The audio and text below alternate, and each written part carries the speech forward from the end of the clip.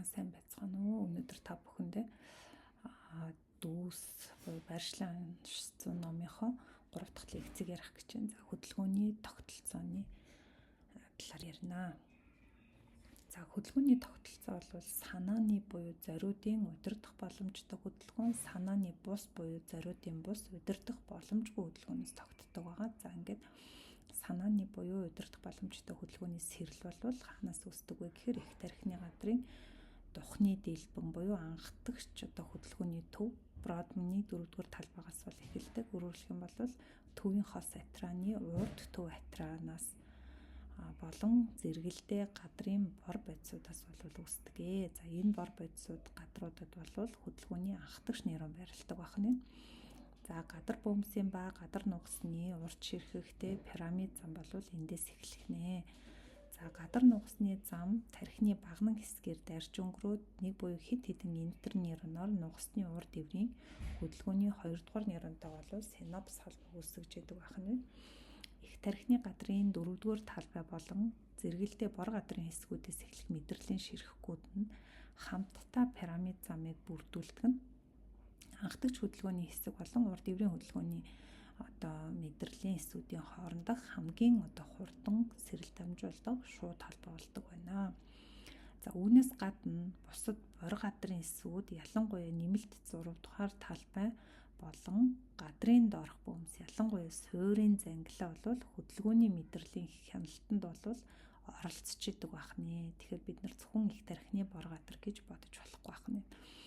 За эдгээр хэсгүүд нь бие биетэйгээ болон их тархины газрын анхдагч хөдөлгөөний төв, бага тархины хамт нарийн төвхтэй хариу уруулын гогцоо бол үүсгээд нугасанд байх хэд хэдэн замуудын тусламжтайгаар нугасны урд дэврийн эсүүдэд бол нөлөөлж удирдах идэг байна. Үндсэн үүрэг бол ерөөсөө хөдөлгөөн болон булчингийн тонусыг зохицуулах. За тэгэхээр гавал тархины мэдрэлийн хөдөлгөөний 2-р нейрон буюу багны хэсэгт байдаг хөдөлгөөний нейронуудад ирсэн сэрэл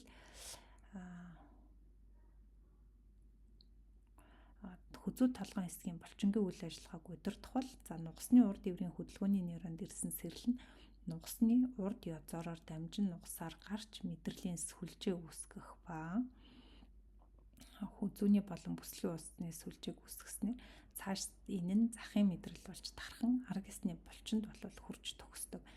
За мэдрэлийн төгсгөл булчин дээр ирж төгсөж байгаа тэр холбоог мэдрэл булчингийн холбоос гэж бол нэрлэдэг байна. За тархи ба нугасанд байх хөдөлгөөний анхдагч нейроны гэмтэл нь төвийн чангарсан сав үүсгдэг бол нугасны урд дэвртэй 2-р нейрон за түүнээс гарсан урд язоор захын мэдрэл хөдөлгөөний мэдрэлийн төгсгөл нь захын сул сав үүсгдэг. За хөдөлгөөний алдагдал нь мэдрэлийн тогтолцооны гэмтлийн үед дангар илэрх нь ховор ямар эмгэггүй хаана барилж байгаа эмгэггүй гэдгээс хамааран мэдрэхүүн өөрчлөлт, автоном өөрчлөлт, танин мэдхүүн өөрчлөлт мэдрэл сэтгцийн алдагдaltaй хавсарч илэрдэг. За хөдөлгөөний тогтолцооны төвийн хэсэг. За санааны хөдөлгөөний тогтолцооны төвийн хэсэг нь анхдагч хөдөлгөөний төв түүний зэрэгэлдээ гадрын хэсгүүдээс тогтох ба эндээс гадар бөмбөсийн ба гадар нугасны зам бол эхэлж байгаа нь зургийн 3-1, 3-2-т бол харагдаж байна. За тэгэхээр энд хөдөлгөөний анхдагч нейронууд бол байрлана. За гадрын хөдөлгөөний хэсэг гэж юу хэлээд байгаа юм бэ гэхээр анхдагч хөдөлгөөний төв буюу урд төв атра мэдрэхүүн анхдагч төвийн харалтаа арын төв атрааны харалтаа босоо үргэлжилж байрлаж идэг. Хөдөлгөөний анхдагч төвд бие эрхтнүүд уруу харсан дараалалаар доороосоо дээшигээ байрлалтай байна. Тэгэхээр хамгийн доод хэсэгт нь залгуур төвөнх тэгээд нүүр цээж хамгийн дээдлэлт нь доод мөч бол байрладаг. Үүнийг хүний биеийн хөдөлгөөний уруу хомонкулус гэж нэрлэдэг бол арын төв атранд байгааг нь мэдрэхүүн хомонкулус гэж нэрлэдэг. За хөдөлгөөний нейронууд зөвхөн 4-р талбайгаас эхэлдэггүй. Зэрэгэлдээ гадрын хэсгүүдээс бол бас байдаг байна. Урд төв атраанаас санааны зорилгот хөдөлгөөнийг хариуцсан ширхгүүд бол ерөөсөө голчилж гарна. Их тархины бор гадрын 5 дахь давхаргын пирамидын нейрон буюу бэзэн авраг хэсээс 100 милийн бүрхүүлтэй сэрлийг хурдан дамжуулдаг пирамид зам бол эхэлдэг. Өмнө нь пирамид зам бүхэлдээ Бээцийн эсийн аксонуудаас бүрддэг гэж үздэг байсан бол одоо эдгээр нь нийт ширхгийн 3.4-өөс 4%-ийг л эзэлдэг нь бол тодорхой болсон. Хамгийн том хэсэг нь үнэндээ Бродманы 4 ба 6 дугаар хэсгийн жижиг пирамидис болон Пусиформисээс одоо эхэлж байгаа ширхгүүд байдаг юм байна. За 4-р хэсгээс гарсан аксонууд нь нийт пирамид замын ширхгийн 40 орчим хувийг нь эзэлдэг ба үлдсэн хэсэг нь духны бусад хэсэг болон зулайн дэлбэнгийн 1, 2, 3 дугаар талбайн бие мэдрэхүүн гадраас эхэлж идэг. За тэгэхээр 4-р талбайн хөдөлгөөний нейронууд биеийн эсрэг талын нарийн санааны хөдөлгөөнийг хариуцах ба эдгэр ширхгүүд зүрлэг хийдэг. За мэдрэлийн мэс заслын үед 4-р талбайг шууд цахилгаан зочруулаар зочрох юм бол яг тэр зочирсон тодорхой булчингийн агшлтыг өдөөдөг болвол харин 6-дугаар талбайд цочруулна илүү нарийн төвөгтэй өргөн хүрээтэй хөдөлгөөнийг өргүүлэх юм бол мөчийг дээд доод мөчний бүхэл цогц хөдөлгөөнийг өдөөж ядгаараа ялгаатай байдаг юм байна. За гадар нугасны зам. Гадар нугасны зам бол их тархины бор гадраас эхлээд тархины цагаан бодисоор цацраг хэлбэрээр уруудан дотор капсулын арын хөлөөр бол дамжин өнгөрөөд тархины багны хэсэг рүү бол орж ирэхдээ тархины хөлийн төв хэсгээр яваад гүүр уртвтар тархины болвол суурийн буюу anterior portion-оор дамжин өнгөрдөг бөгөөд уртвтар тархины доод хэсэгт 80-85% нь бол зүрлэг хийж эсрэг талдаа бол гардаг. За зүрлэг хийгээгүй ширхгүүд өөрийнхөө талын нугасны одоо урд талын цагаан бодисоор уруудаад урд гадар нугасны зам болж бол явдаг. За ингээд өөрийнхөө мэдрэлжүүлэх тодорхой сегментийн төвшөнд нугасны бор бодисын урд талд одоо зүрлэг хийдэг бахнэ. Хүзүү болон цээжний төвсөнд нугасны урд ивэрт өөрийн талын хөдөлгөөнийг одоо мэдрэлжүүлдэг зүрлэгт оролцоогүй цөөн ширхгүүд байдаг тул хүзүү болон их биеийн булчингууд нь хоёр талын одоо гадрын мэдрэлжүүлэлтийг бол хүлээж авдаг. За харин пирамидын одоо зүрлэг хийсэн их ширхгүүд бол эсрэг талдаа гараад нугасны хажуугийн цагаан бодисоор уруудаж хажуугийн гадар нугасны замыг бол үүсгдэг. За энэ зам нугасаар уруудахдаа хөндлөн огтлынхаа дагуу талбай нь одоо жижигэрч харагдчихэдэг. Учир нь одоо ширхгүүд нь тодорхой сегмент бүрдэг төгсөж идэг. За пирамид замын бүх ширхгийн ойролцоогоор 90 орчим хувь нь завсрын холбогч нейронуудыг одоо нейронуудын синапсд одоо очиж төгсдөг ба эдгээр нь хөдөлгөөний сэрлийг нугасны урд иврийн том альфа болон жижиг гамма нейронуудад бол дамжуулж яадаг байх нэ. За энэ хүү зурагт юу харагдаж байгаа юм бэ гэхээр их тархины гадраас эхлээд кронорадиатаг үүсгэж дотор капсулын арын хөлийн хэсгээр дамжиж гараад тархины багнан хэсэгт явж байгаа кортико нуклеар болон кортикоспинал зам бол харагдчихээн. За одоо тархины багны хэсэгт бол янз бүрийн төвшөнд гавл тархины 12 хос мэдрэлийн мэдрэлүүд бол эсрэг талдаа гардаг. Харин кортиконуклеарны зам болвол явсаар байгаад уртвтар тархины доод хэсэг дээр зүрлэг хийгээд 80-85% нь эсрэг талдаа гараад нугасны хажуугийн цагаан бодисоор уруудж байгаа нь бол харагдаж байна. Үлдсэн хэсэг нь өөрийнхөө талын нугасны одоо уртлын цагаан бодисоор яваад уртлын кортикоспинал зам болсон байгаа нь бол энэ зургаас харагдаж байгаа юм аа. За гадар бөөмсийн зам. За кортиконуклеарны зам гэсэн тийм ээ. За тэгэхээр өмнөх одоо зурагт харуулсан шиг тархины багны хэсгийн янз бүрийн төвшөнд бол гавл тархины 12 хос мэдрэл бол эсрэг талдаа гарч ийн тийм ээ. Пирамид замын одоо зарим ширхгүү дунд тархиар дамжиж өнгөрөхдөө үндсэн замынхаа гол хэсгээс салж илүү ар буюу дорсал хэсэг рүүгээ гавл тархины мэдрэлийн хөдөлгөөний бөөмс рүү бол чиглэж одоо явдаг. За эдгээр бөөмүүд бол пирамид замын мэдээллийг хүлээж аваад гавл тархины 5, 7, 9, 10, 11, 12 дугаар одоо мэдрэлүүдээр дамжуулан гавл тархины одоо толгой хүзүүний хэсгийн булчингуудын одоо санааны хөдөлгөөнийг бол зохицуулж идэг. За үүнээс гадна кортикомезенцефалик зам гэж бол байдаг. За энэ ямар учиртай зам бэ гэвэл гадар бөмбөсийн замын нэг хэсэг мөн боловч 4 ба 6 дугаар талбайгаас биш Бродманы 8 дугаар талбай буюу Духны дэлбэнд байх нүдний хөдөлгөөний бүсээс эхэлдэг зам бахнэ. Эдгэр ширхгүүд нь нүдний хам хөдөлгөөнийг хариуцдаг бөгөөд нарийн нийлмэл процесс байдаг. Энэ нь тусгай гарал үүсэл үйл ажиллагааныхаа ачаар нүдний урт талын талбайгаас Духны уртлын талбайгаас эхэлдэг. Энэхүү зам нь тусдаа нэртэй боловч ихэнх хүмүүс үүнийг гадар бөмбөсийн замын нэг хэсэг гэж үздэг. Кортикомезенцефалик зам нь пирамид замтай зэрэгцэн дотор капсулын арын хөлөөр явах ба дараа нь нүдний хөдөлгөөнийг зохицуулдаг гол тархины мэдрэлүүд болох 3-4-6 дугаар мэдрэлүүдийн бөөмс рүү чиглэн илүү ар хэсэг рүүгээ буюу дорсал чиглэл бол явдаг. За 8 дугаар талбай нүдний булчингуудыг тусад нь биш харин зөвхөн синергетик байдлаар бүгдийг нь цогцоор нь мэдрэлжүүлдэг. За 8 дугаар талбай цочроход харц эсрэг тал руу бол чиглэж идэг. Кортикомезенцефалик замын ширхгүүд нь 3-4-6 дугаар мэдрэлүүдийн хөдөлгөөний бөөмүүд дээр шууд очиж төгсдөггүй. Энэ хэсгийн анатомийн нөхцөл байдал одоогоор бүрэн тайлбарлагдаагүй төвөгтэй хിവэрэ байгаа.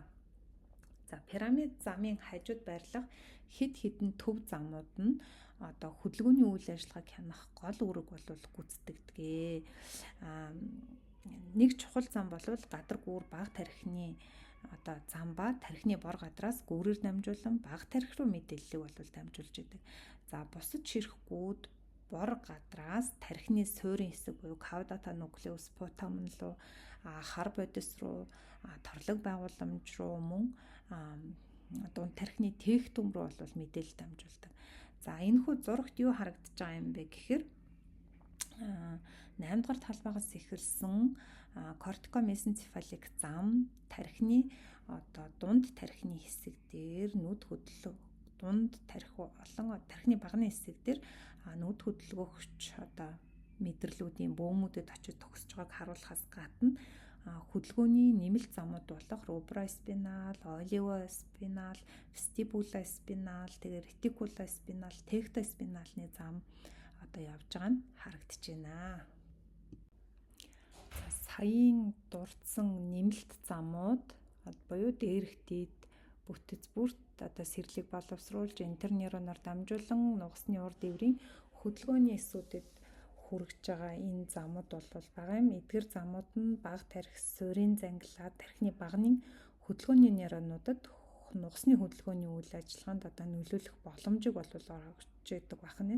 Өөрөөр хэлэх юм бол бидний хөдөлгөөнд зөвхөн пирамид зам оролцохгүй тэнцвэрийн хөдөлгөөний тэнцвэрийн зам, экстра пирамид зам болон яаж оролцох вэ гэдэг талаар ярьж гин гэсэн үг юм аа. За нугасны хажуугийн ба дотор талын хөдөлгөөний замууд өөрөөр хэлэх юм бол латерал болон медиал мотор тракт in the spinal cord. Өөрөөр хэлэх юм бол түрүүн бид нар lateral cortico spinal tract, medial cortico spinal tract гэсэн тийм ээ. За үүн ганцхан cortico spinal зам биш нөгөө саяын дээр дурдсан нэмэлт замуудыг бас нийлүүлээд нугасан дотор явж байгаа замыг бид нар хувааж үзэх нь хажуугийн бүлэг зам lateral groove. Энд бол гадар нугасны зам ба руброспиналны замыг бол хамруулдаг болвол дотор буюу medial groove-т нь anterior corticospinal tract, reticulospinal, vestibulospinal, tectospinal замуудыг бол хамруулдаг бахнэ. Хажуугийн замууд нь голчлон дистал булчингууд руу чиглэн богино prospinal холболтыг бол үүсгэж идэг. За эдгээр нь голчлон шуу болон сарвууны санааны хөдөлгөөнийг хариуцдаг. Өөрөөр хэлэх юм бол нарийн тодорхой хоорондоо ирсэн ялгаатай хөдөлгөөнийг хянах үүрэгтэй байдаг.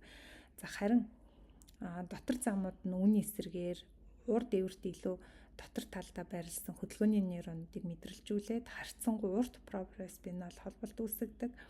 Тэд голчлон их биеийн болон доод мөчний хөдөлгөөнийг бол хариуцж идэг. Өөрөөр хэлэх юм бол зогсоох, алхах зэрэг хөдөлгөөнд энэ олон замууд бүгдээрээ оролцдог бахнэ.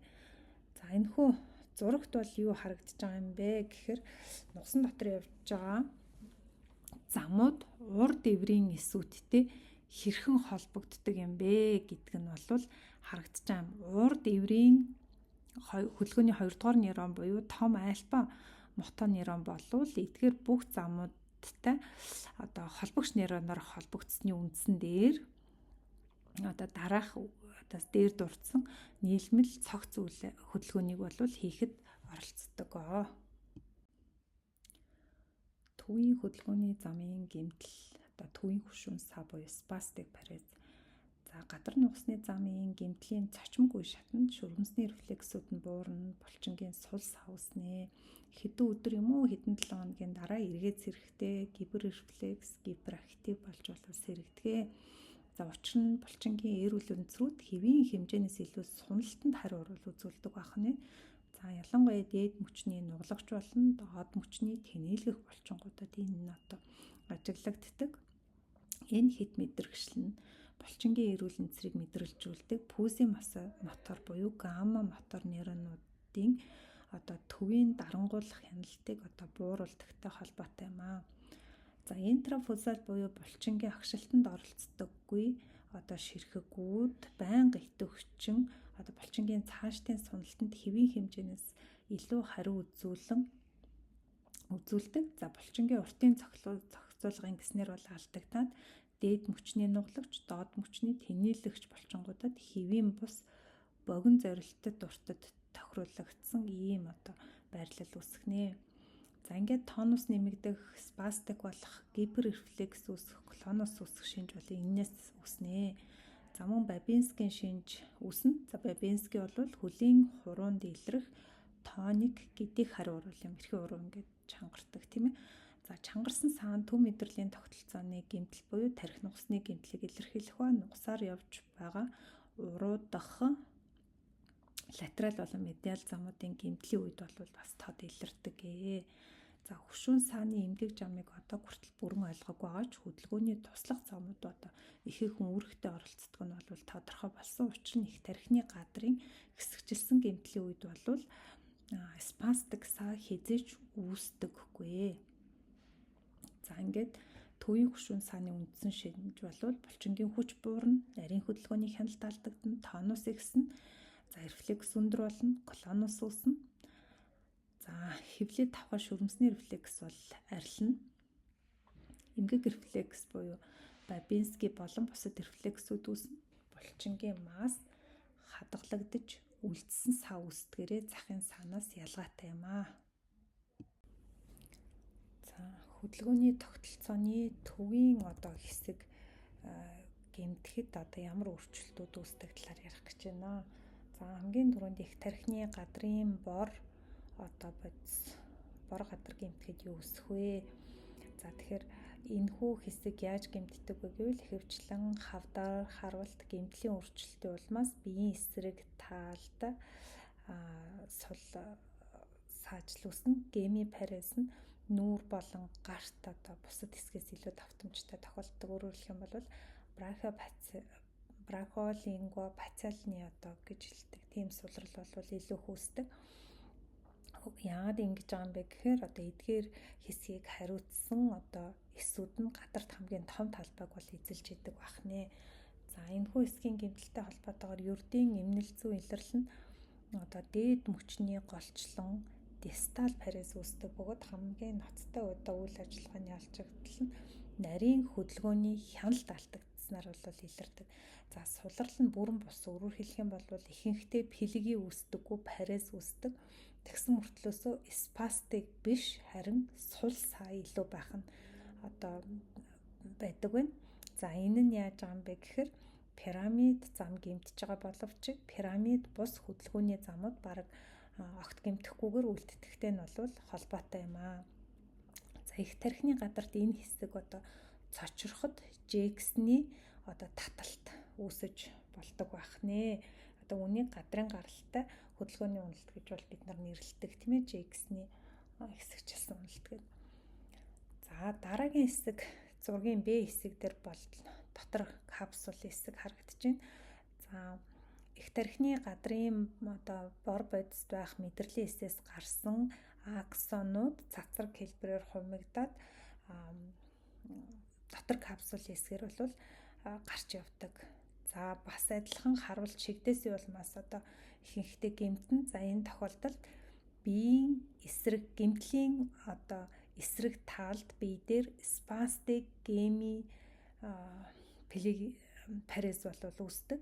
За энэ төвшөнд пирамид ба пирамид бус ширхгүүд хоёуланд нь одоо нөлөөлдөг. Учир нь одоо энэ хоёр төрлийн ширхгүүд нь хоорондоо маш ойрхон явж байдаг. За кортиконуклеар зам мөн гэмтдэг учраас гэмтлийн эсрэг талдаа буюу одоо гар хүлэнд саажилт үүссэн талдаа нүүрний доод хэсгийн саажилт бол гарч ирдэг. Өөрөөр хэлэх юм бол 7-12 дугаар хос мэдрэлийн саажилт бол хавсарч идэг. Ингэснээр одоо бид бүгдийн мэддэг Верник Маннын алхаа гэдэг алхаатай хүмүүстдэг байх нэ. За үлдсэн одоо гавар тархины хөдөлгөөний мэдрэлийн саажилт бол үүсдэггүй. Учир нь тэргээр нь бүгдээрээ одоо хоёр талын мэдрэлжилттэй байдаг.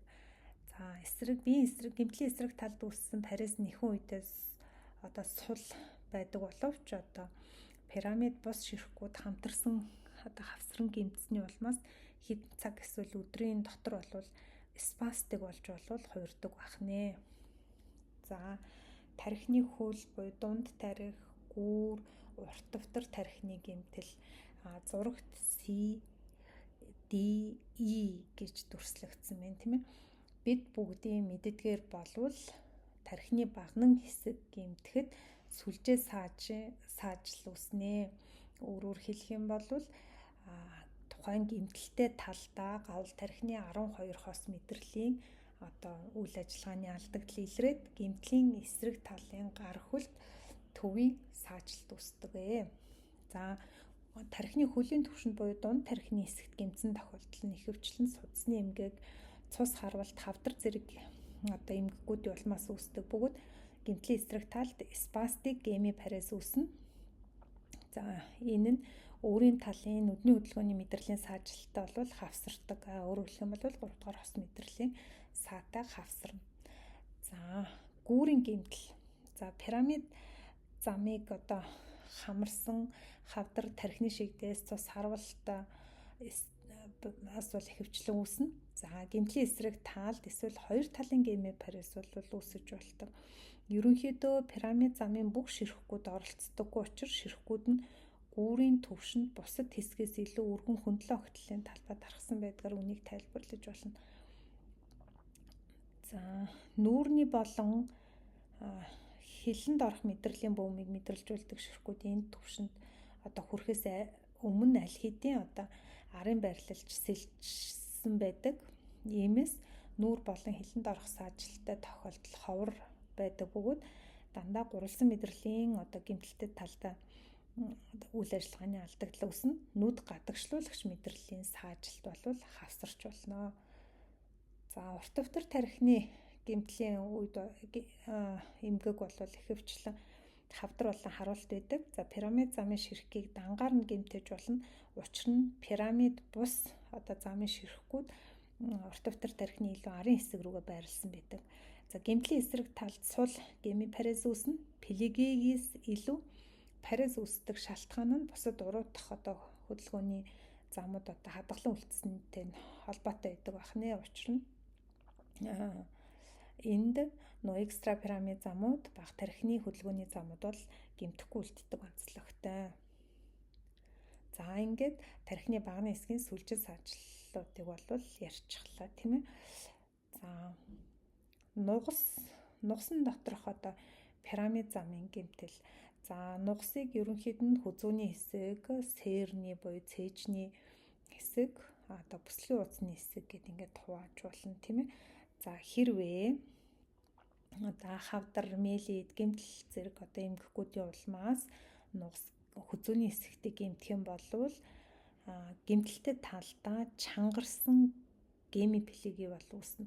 Учир нь пирамид зам аль хэдийн зүрлэг хийсэн болов байгаа. За тийм учраас тэр тухайн гэмтсэн талтаа үүснэ. За спастик байгаагийн учир нь пирамид бус замууд пирамидын ширхгүүдтэй бол нугсан дотор зэрэгцээ явж идэг учраас пелеги үүсэж байгаа. За хүзүүний төвшөнд хоёр талдаа гэмтсэн тохиолдолд квадрипарез, квадрипелеги бол үүснэ. За пирамид зам цээжний төвшөнд гэмтсэн тохиолдолд энэ нэхэвчлэн хавдар болон мээлэд гэмтлээс үүснэ. Доод мөчөнд гэмтэлтэй талдаа спастик моноплегий болвол үүснэ.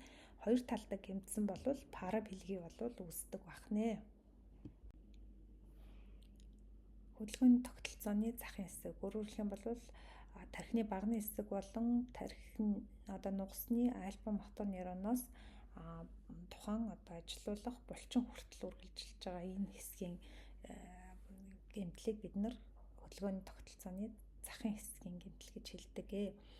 За захын хэсэг нь тархины багны хэсгийн хөдөлгөөний бөмбөс болон урд эврийн хөдөлгөөнийс урд язуур, за хүзүү болон бүслэгийн ууцны мэдрэлийн сүлжээ, за ингээд сүлжээнээс захын мэдрэлээс мэдрэл булчингийн холбоос гэсэн хэсэг болвол ордог бахна. За нугасны урд эврийн эсүүд бол альфа болон гамма хөдөлгөөний нейрон болвол байна. За пирамид замын ширхгүүдээс гадна пирамид бус уруудах замуудын ширхгүүд буюу ретикулоспинал, тектоспинал, вестибулоспинал, руброспинал болон бусад замууд мөн арын язорын гаралтай өксөх ширхгүүд нь том жижиг альфа мотор нейроны их биеийн болон дендрит дээр бол төгсдөг. Эдгээр бүх төрлийн ширхгүүд жижиг гамма хөдөлгөөний эсүүдтэй синапс холбоо үүсгдэг бөгөөд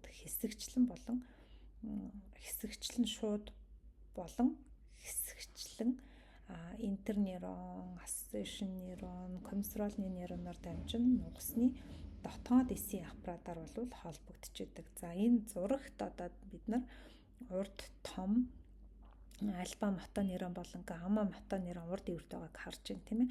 Том альфа мотор нейронтой хараар харагдаж байгаа тэр эсүүд болвол нөгөө дээр саяхан хэлсэн холбогч нейронуудыг хэлж байгаа. За энэ холбогч нейронууд дээр энэ бүх мэдрэлийн замууд бол нэгдүгürt ирж холбогдож байгаа. Хоёрдугаарт арын орж ирсэн мэдрэгч нейрон бол бас эргэж энэ альфа мотор нейрон дээр холбогддог. За ингээд эдгээр синапсуудын зарим нь өдөөгч, зарим нь дарангуулагч шин чанартай бол байдаг. Гамма мотор нейроны нэмгэн меленгүй ширхгүүд нь булчингийн интрафузал хэсгийг буюу булчингийн агшилтанд оролцдог хэсгийг бол мэдрэлжүүлж яддаг. Нугасны зангилааны хуурамч хоёр туйлд мэдрэлийн эсүүдээс ялгаатай нугасны урд эврийн эсүүд нь олон туйлтай. Тэрний зураг дээр харагдж байгаа юм аа, альфа мотор нейрон руу маш олон холбоос орж ирж байгааг. За эсийн дендритүүд нь олон төрлийн афферент ба эфферент системээс синапс холбоог хүлээж авна. Урд эврт байрлах мэдрэлийн эсүүдийн функционал бүлгүүд болон эсийн бөмбөсийн багнууд нь анатомийн хувьд ялгагдах хэл хязгаараар бие биенээсээ тусгаарлагдаггүй гэдэг. Өөрөөр хэлбэл нэг дор байрлаж идэг бахнэ. За хүзүүний хэсэгт дээд мөчний хөдөлгөөнийг хариуцсан мэдрэлийн эсүүд нь урд эврийн бор бодисын хажуугийн хэсэгт их биеийн булчин хариуцсан хэсэг нь дунд хэсэгт байрладаг. За үүнтэй адил самототрофик зарчим бүслэгийн хэсэгт байх ба доод мөчийг хариуцсан нь илүү гадна талдаа их биеийн дотор талтай байх нэ. За Реншоу эсүүд буюу урд эврийн эсүүдийг дарангуулгагч. Урд эврт байрлах олон төрлийн завсар эсүүдээс Реншоу эсийг онцгойлон дурдах хэрэгтэй. Энэ жижиг эсүүд нь том альфа мотор эсүүдийн хажуугийн аксонуудаас синапс холбоог хүлээн авдаг. Дараа нь тэдгээрийн аксонууд урд эврийн эсүүд рүү буцаж холбогдоод альфа мотор нейроны үйл ажиллагааг эргээд дарангуулж яддаг. Реншоу дарангуул нь хөдөлгөөний мэдрэлийн эсүүдийн үйл ажиллагааг тогтворжуулдаг нугасны сөрөг хариу урвалын гогцооны жишээ болдог. За энэ талаар илүү дэлгэрэнгүй мэдээлэл авахыг хүсэх юм бол өмнөх хичээл буюу мэдрэхүүн тогтолцооны талаар ярьсан 2 дугаар бүлгийг сонирхож үзээрэй. Мөн номны 2 дугаар бүлэг буюу 34 дугаар хуудсанд байгаа шүү. За урд язар.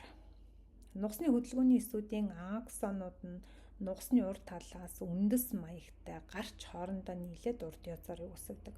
Урд язар бүр нь арын язарыг үүсгэж буй нугасны зангилаатай холбогдсон. Энэ хоёр нийлээд нугасны мэдрэлийг үүсгэснийхаа дараа нуглам хоорондын нөхөр бол хөндөгөөс гардаг. За захын мэдрэл ба мэдрэл булчингийн холбоос. За их биеийн нугалмын хэсэг тус бүрт нэг хос нугасны мэдрэл болвол байдаг. За нугасны мэдрэл бүрт биеийн мэдрэхүүн өксөх ширхэг, хөдөлгөөний уруудах ширхэг, нугасны бор байцын хажуугийн эврээс гаралтай автоном мэдрэлийн уруудах ширхэг, өксөх ширхэг одоо аль нь бол байж идэг. Хүзүү болон бүслэгийн уудасны түвшинд нугасны мэдрэлүүд нэгдээд мэдрэлийн сүлжээг үүсгдэг. За мэдрэлийн сүлжээнд цаашаа захын мэдрэлийг үүсгэн хүзүү болон одоо мөчтийн булчингуудаа мэдрэлжүүлэхээр салдаг бахнэ. За том альба хөдөлгөөний эсүүдийн зузаан одоо мээлийн бүрхүүлтэй сэрлийг хурдан дамжуулдаг альба нэг ширхгүүд гэж одоо эдгээрийг нэрлэдэг. Энэ ширхгүүд ажиллаж буй булчингууд руу шилжээ тэндээс булчингийн ширхгүүдээр төгсдөг маш олон тооны салаанд бол хуваагдчихэдэг. Синапсын импульсийн дамжуулалт нь мэдрэл булчингийн холбоосонд бол явагдчихэдэг бахнэ. За хөдөлгөөний нэгж гэж ойлголт байна. Захын одоо тогтолцоонд. За хөдөлгөөний нэгж гэж юу хэлж байгаа юм бэ? Тэгэхээр нугасны урд эврийн эс түүний аксон төгөр мэдрэлжиж байгаа булчингийн ширхгүүдийг хамттан хөдөлгөөний нэгж гэж хэлнэ. Тэгэхээр нугасны урд эврээс гараа явж байгаа юм чинь урд язоор сүлжээ захын мэдрэл болвол энэ хөдөлгөөний нэгжийн нэг хэсэг бахнэ.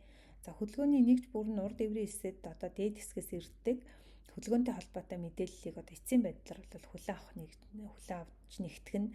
За хөдөлгөөний нэгжийн ажиллагаанд янз бүрийн хэсгээс үүссэн олон тооны тогтолцооны хөдөлгөөний захын импульс, нугасны сегмент тодорхойлно, сегмент хоорондын рефлексийн нейронуудаас ирсэн импульс хүртэл бол нөлөөлж идэг бахнэ. За эдгээр хөдөлгөөнтэй холбоотой бүх сэрэл нь хөдөлгөөний нэгжид нэгддэг бөгөөд энэ нэгдлийн үр дүнд булчингийн ширхэгт одоо дамжина. Нарийн ялгаан бүхий хөдөлгөөнд оролцдог булчингуудыг олон тооны урд мэдрэлийн эсүүд мэдрэлжүүлдэг ба эс тус бүр нь цөөн тооны буюу 5-аас 20 ширхэг одоо булчингийн ширхгийг бол мэдрэлжүүлж идэг. Энийг юу гэж хэлдэг вэ гэхээр жижиг хөдөлгөөний нэгж гэж нэрлэдэг. Жижиг хөдөлгөөний нэгж илүү нарийн нийлмэл хөдөлгөөнд оролцох нь. Эсвэргээрээ олон янзын агшин хөдөлгөөн хийхгүй нэг том цул булчингууд болох чинь өгзөгний булчин харьцангуй цөөн тооны урд эврийн эсүүд мэдрэлжүүлдэг бөгөөд эс тус бүр нь 100-аас 500 ширхэг булчингийн ширхгийг одоо мэдрэлжүүлж идэг байх нэ. За хөдөлгөөний нэгжийн гэмтлийн хам шинж. За тэгэхээр саяын дурдсан бүх хэсгүүд гэмтэж болно гэсэн үг шүү дээ, тийм ээ. За сул саажилт үүснэ. Урд эвэр нэг буюу хэд хэдэн урд язоор мэдрэлийн сүлжээ, захын мэдрэл гэх мэт хэсэгт хөдөлгөөний нэгж одоо тасалтна. Хөдөлгөөний нэгжийн гэмтэл нь хөдөлгөөний нэгж дэх булчингийн ширхэгээс санааны болон рефлексийн аль хөдөлгөөний одоо мэдрэлжүүлэлтийг бол салгаж байхгүй болгоно. Гэмтсэн булчин маш сул плегийн үүснэ, булчингийн тооноос мэдэгдгүүц буурж гипотоны атоны болно. Моносинапс суналтын одоо рефлексийн гогцоо тасарснаас рефлекс үүсэхгүй болж рефлекс болдог. За булчингийн хатангаршил хэдэн 7 хоногийн дотор эхэлдэг ба булчин нь холбогч идээр аажмаар солигддог. Хэдэн сар эсвэл хэдэн жилийн турш үргэлжилсэн хатангаршлын дараа энэхүү холбогч идээр одоо солигдох нь бол бүрэн явагдаж дуусдаг байна. Урд эврийн эсүүд нь булчингийн ширхгүүдэд трофик одоо нөлөө үзүүлдэг бөгөөд энэ тэдгэрийн хэвийн бүтэц үйл ажиллагааг одоо хадгалахад зайлшгүй байх ёстой. За сул саажилтын хам шинжийн дараах шинжүүдийг бол агуулна. Булчингийн сулрал үүснэ. Булчингийн гипотоны атоны болно. Рефлекс, гипорефлекс, рефлекс болно. Булчин тэжээлгүүдлийн хатангаршилд орно. Захын мэдрэлийн гэмтлийг захын мэдрэлийн цахилгаан бичлэг, мэдрэл булчингийн бичлэгээр илрүүлж болно. Мөн мөчтийн саажилт нь бие мэдрэхүүн болон автоном алдагдaltaй хавсарсан бол гэмтэл нь мэдрэлийн язараас алслагдсан буюу мэдрэлийн сүлжээ захын мэдрэлт байгааг одоо харуулдаг.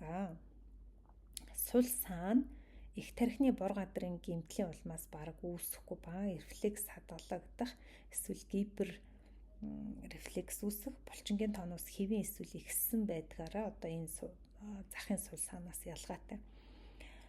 Мэдрэлийн тогтолцооны тодорхой эсгүүдийн гэмтэл нь энэ бүлэг заасан шиг бие даасан хөдөлгөөний өөрчлөлтийг үүсгэхгүй, дан хөдөлгөөн өөрчлөгдөхгүй. Одоо аль яг хаана байрлсан, хэр хэмжээний одоо гэмтэл юм бэ гэдгээс хамаарат, ямар өвчин юм бэ гэдгээс хамаарат мэдрэхүүн өөрчлөлт, автоном өөрчлөлт, таны мэдхүүн болон мэдрэл сэтгцийн өөрчлөлт бол хавсарч илэрч идэг. Тархины тодорхой хэсгүүдийн буюу их тархи, завсрын тархи, суурин цангилаа, лимбийн тогтолцоо, бага тархи, багна гэх мэт гэмтлийн үед нарийн төвхтэй эмнэлзэн хам шинжүүд үүсдэг бөгөөд энийг одоо бид нар энэ бүлэг дээр ярихгүй тусад нь ярих нэ. За энд бол зөвхөн нугас, мэдрэлийн язгаар, сүлжээ, захын мэдрэл, за мэдрэл булчингийн холбоос булчингийн гэмтэлтэй холбоотой үүсэх эмгэгүүдийн талаар тайлбарлана. Нугасны хам шинж. За нугасанд одоо бие биетэйгээ нягт ойр зайд хөдөлгөөн мэдрэхүй автоном ширхгүүд болон мэдрэлийн эсүүд одоо байрлаж идэг тул нугасны гэмтэл нь олон янзын одоо өөрчлөлтийг бол үүсгэж идэг. За эмнэлзүү нарийн үзэлгэнд гэмтлийн байршлыг яг тодорхойлох боломжтой боловч зөвхөн одоо үзэж байгаа хүний хөдөлгөөн мэдрэхүй автоном мэдрэлийн замын талаар анатомийн хэр өргөн мэдлэгтэй вэ гэдгээс бол хамаардаг байна. За нугас үндсэндээ бор болон цагаан бодисоос тогтно. За цагаан бодис гэдэг бол өксөх уруудах зам. Харин бор бодис бол мэдрэлийн эсүүд. За тэгэхээр бор бодисын урд эвэрт бол хөдөлгөөний хажуугийн эвэрт автоном, арын эвэрт одоо өөр мэдрэхүүн афферент одоо замуудыг холбож байгаа эсүүд бол байдаг байна. За үүнээс гадна нугасанд интернейрон, ассоциашн нейрон, комстролны нейрон гэж байдаг. Эдгээрийн хооронд fasciculus propriusаар мэдээлэл өгсөж болон уруудаж одоо хоорондоо сегмент хооронд мэдээллийг дамжуулж идэг байна. За насанд хүрэгчдийн нугасанд баган нурууны уртаасаа богинохон байдаг. За хүзүүдлэхэн уулзвраас эхлээд ойролцоогоор бүслэгийн 1-с 2 дугаар нугалмын төвшөнд бол төгсөж идэг. За нугасны анхдагч гуурсны сегментүүд нь жирэмсний эхний 3 сарын одоо хугацаанд бол нугалмын сегментүүдтэй тохирж идэг бол үүний дараагаас нугалмын өсөлт бол нугасныхаа сайжмаар давж гардаг. За нугасны язгаар нь нугасны сувгаас өөрийн харгалзах төвшнгөөр гарахын тулд цээжний доод хэсэг болон бүслэгийн язгарууд нь гарах ёстой нугалам хоорондын нүхэндээ хүрэхийн тулд нугасны одоо сувгийн дотор аалзан бүрхөвчийн доорх загвар одоо хол замыг туулах хэрэгтэй болдог. За нугас нь бүслэхийн одоо 1-с 2 дугаар төвшөнд конус медулиарс болж төгсдөг. За энэ төвшнгөөс доош зөвхөн язгарууд байрлаж идэг ба үүнийг адуун сүл гэж нэрлэдэг. Мэдрэлийн язгарын одоо сэнс шиг утаснууд нь нугасны метамерик буюу үрчилсэн бүтцийг харуулдаг боловч одоо нугас өөрөө сегментчилсэн хуваагдал бол харагддаггүй. Нугас нь хүзүү болон бүслэгийн хэсэгтээ 2 бүдүүрл үүсгдэг. За эхнийх нь бол C4-өөс T1-ийг хамраад мөрний сүлжээ үүсгдэг бол дараагийнх нь L2-оос S1-3-ыг одоо хамарч бүслэгийн утасны сүлжээг бол үүсгэж идэг. За нугасны гэмтэл нь заримдаа зөвхөн цагаан бодисын тухайлах юм бол арын багны гэмтэл зөвхөн бор бодисын цашмог полимелит одоо гих өвчин гэдэг ингээд сонгомлоор үүсгэж болох боловч ихэнхдээ бол хавсарсан гэмтлийг үүсгдэг. Нугасны хам шинж. За тодорхой одоо нугасны хэсгийн гэмтлүүдийг харуулах ба илүү ойлгомжтой болгох үүднээс бие мэдрэхүүн өөрчлөлттэй бол хамттан одоо энэ хэсэгт ярина. За нугасны арын зангилааны хам шинж. Өөрөөр хэлэх юм бол арын язгараас өмнө зангилаанд мэдрэхүүн 1-р эсүүд байгаа тийм ээ. За энд нэг буюу хид хідэн нугасны одоо зангилааны мэдрэлийн эсүүдийн нейротрофик одоо вирусээр үүсгэгддэг халбар хамгийн ихэнх байдаг бөгөөд ихэнхдээ цээжний эсрэг тохиолддог. Тэгэхээр тухайн харгалзах харсны дерматомд өвдөлттэй улаалт үүснэ, дараа нь цэврүүд тууралт гарна. Үүнийг бид нар амьдрал дээр herpes zoster гэж нэрлэдэг тийм ээ. Herpes simplex одоо вирусын халбар. За ингээд энэ өртсөн хэсэг тааламжгүй хатгуулах өвдөлт парестези бол дагалдаж гарч ирж байдаг.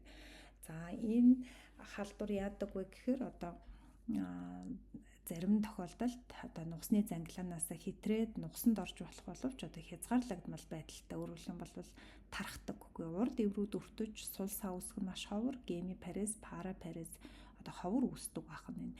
Электромиографийн шинжилгээгээр одоо хэсэгчилсэн хөдөлгөөний дутагдлыг нэг тохиолдлын 3/2-д нь илрүүлдэгч herpes zoster ихэвчлэн цээжний эсэгт үүсдэг тул за үйл ажиллагааны хувьд одоо ач холбогдол байхгүй өвчтнүүд үүсдэж анзаардаггүй. За хаяада Арын язарын гэмтэл бол арсны одоо өөрчлөлтгүй явагддаг. За харьцангуй элбэг тохиолддог өвчин ба жилд 1035 орчим тохиолдолд бүртгэгддэг байна. За дархлаад дарангуйлагдсан хүмүүс буюу дохтой, хор тавдартай, дархлаад дарангуулах эмчилгээ хийлгэсэн хүмүүс бол энэ өвчнөр өвдөх эрсдэлтэй.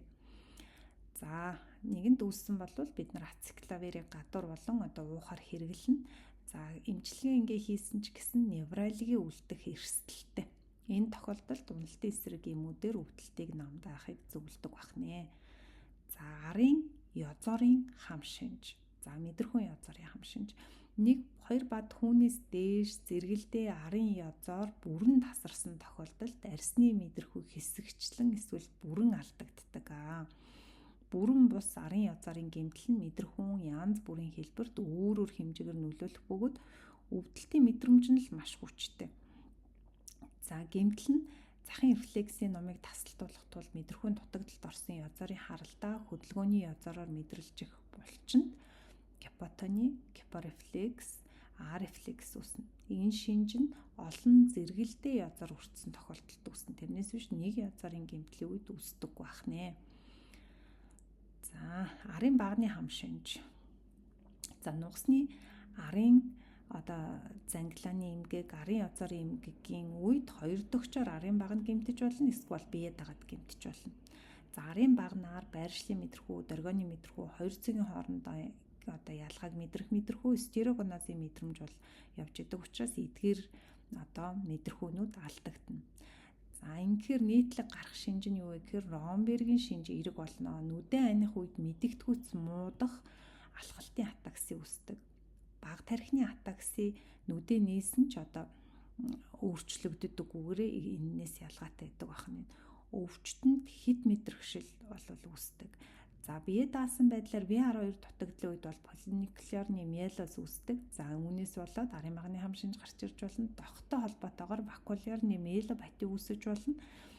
За мөн хүзүү хэсгийн нугасны хүндийн нарисэл буюу spinal stenosis болоод нугасны дарагдлын шинж үүсгэхэд энэ арын багны хам шинж бас илэрч болдог.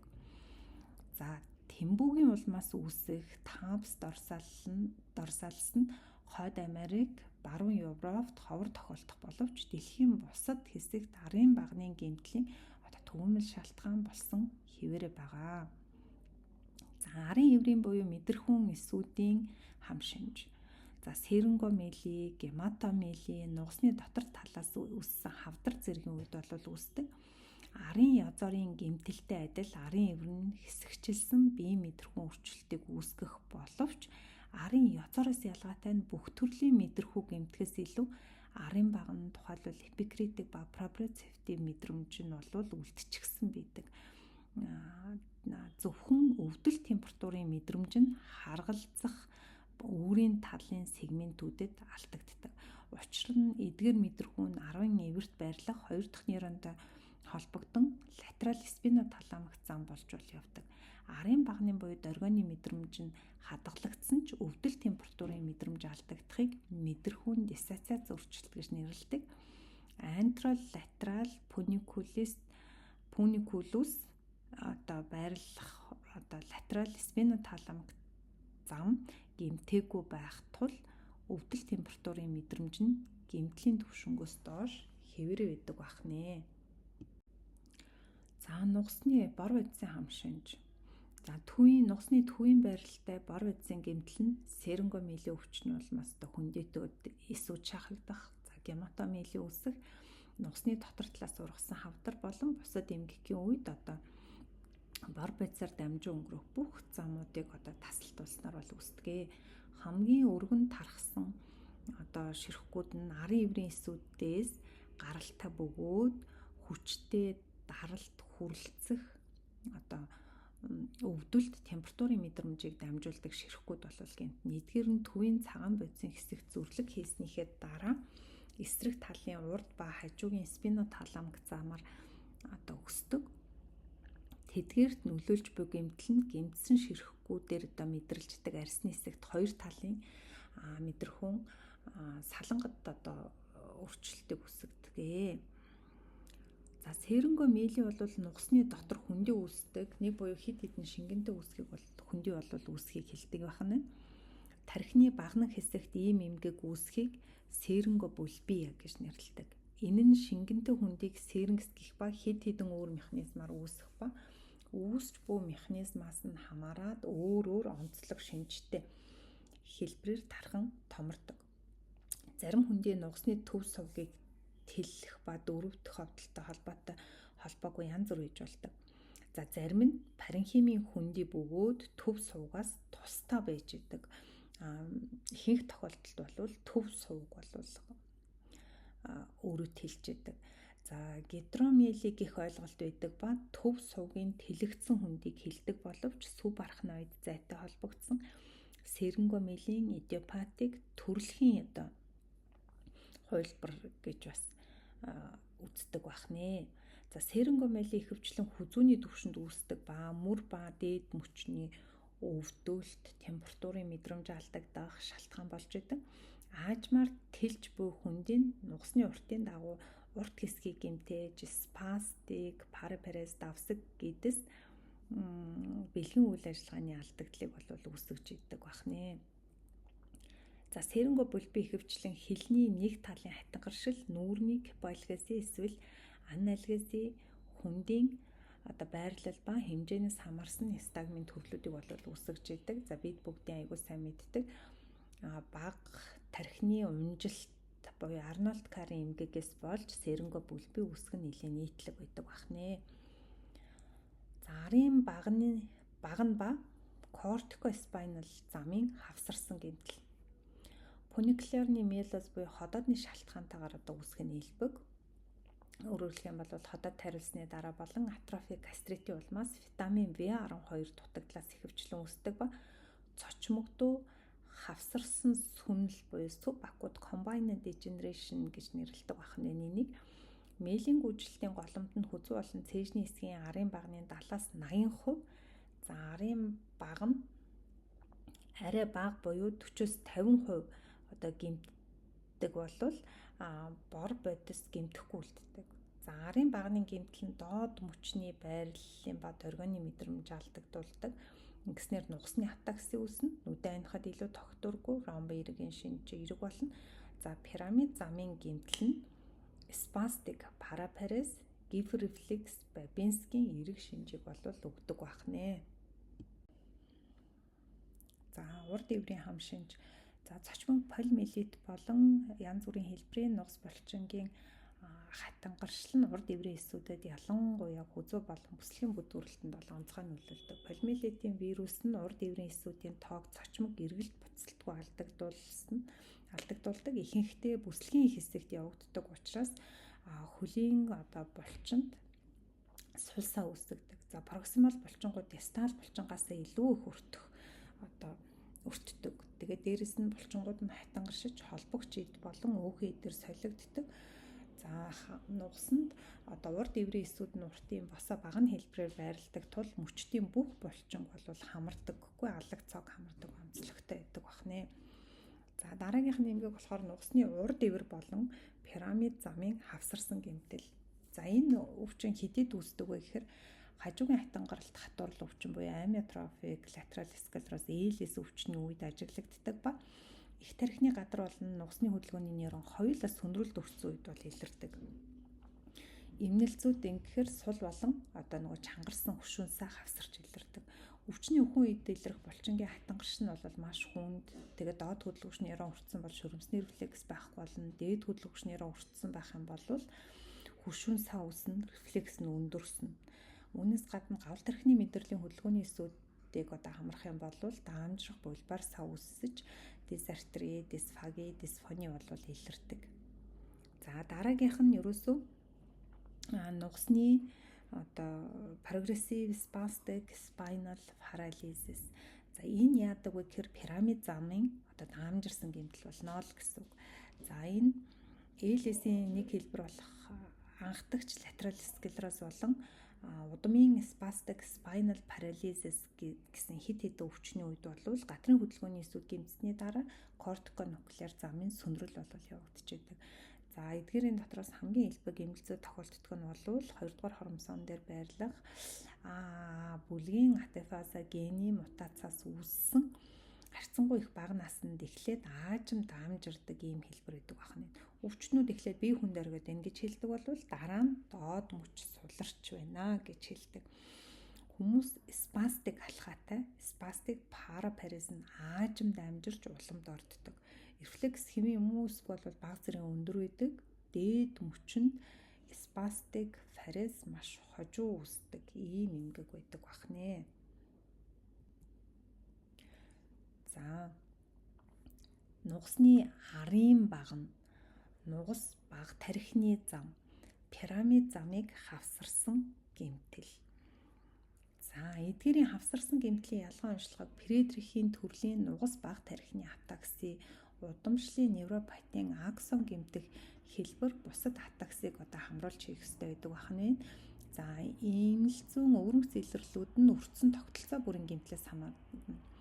Фридрихийн атакси 20 наснаас өмнө нугасны арын багны эсүүд гэмтэж арын баг нь даамжин өртөх байдлаар илэрдэг. Үүнээс болж байрлал мэдрэх хоёр цэгийн хоорондын ялгааг мэдэх стереокиноз алдагдах. За нугасны атаксын улмаас ромбын эрэг болох шинж бол гардаг. За өвдөл температурын мэдрэхүй ихэнхдээ хэм үлдэнэ. Арын баг нь ба нугас бага тархины зам хоёулаа гэмтдэг тул атакси үнэхээр хүнд хэлбэртэй өвчтөн алхах, зогсох, суухыг оролдох, хуран хамрын сорил, өсгөө өвдөгний сорил альч байсан энэ тэнцвэрийн алдагдал бол илэрч идэг. За алхах явдал нь баримжаагүй өөрчлөгдсөн, пирамид замын гэмтэл хавсарсан тул спастик алхаатай болдог. Өвчтнүүдийн талд нь сколиоз, пескаус буюу хит өндөр нумтай Фридрихийн тавхаа бол үүсдэг. Фридрихсийн атаксийн үндсэн шалгуур юу вэ гэхээр 25 наснаас өмнө эхэлсэн өөр шалтгаан байхгүй даамжрах атакси байх ёстой. Аутосоми рецессивээр удамшин доод мөчөнд шүрмсний рефлекс бол арилна. Арын багны шинжүүд тод илэрнэ. Өвчин эхэлснээс 5 жилийн дотор даамжран диз артери бол үүсдэг. 9-р хромосомын тринуклеотидын өөрчлөлтийг молекул генетикийн шинжилгээгээр эцсийн байдлаар бол онцлох боломжтой байдаг бахнэ. За нугасны хөндлөн огтлолын тал гэмтэх буюу Браун-Сикарын хам шинж. Ховор ба ихэвчлэн бүрэн бус байх ба нугасны гэмтэл болон дискийн урагдлын шалтгаанаар ихэвчлэн үүсдэг. Тэгэхээр гэмтэлтэй талдаа эхэндээ сул байснаа хожим спастик саа үүснэ. За ингээд гэмтэлтэй талдаа байрлалд оргин хүрэлцэх мэдрэмж алдагдана. Арын багны гэмтлээс үүссэн атакси тухайн талдаа байгаа боловч саажилтын улмаас ялгаж онцлоход хэцүү идэх тийм ээ. Өвдөл температурын зөвлөг хийж эсрэг талын латерал спиноталамик замаар өксөж байх тул тухайн талдаа хадгалагдана, гэмтлийн эсрэг талдаа алдагдана.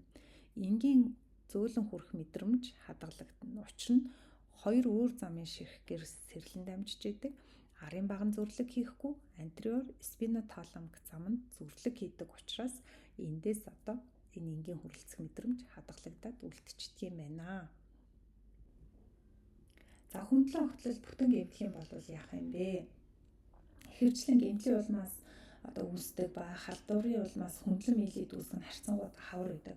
Цорчмог нугасны гэмтэл нь нэхэндээ нугасны шок үүсгдэг бөгөөд эмгэг замыг бүрэн тайлбарлаг байгаа. Гэмтлийн түвшингөөс доош бүрэн сул саажилт үүснэ. Мэдрэхүүн бүх хэлбэр алдагдана. Давсаг эзний үйл ажиллагаа, бүлгийн үйл ажиллагаа бол байхгүй болно зогсно тийм ээ.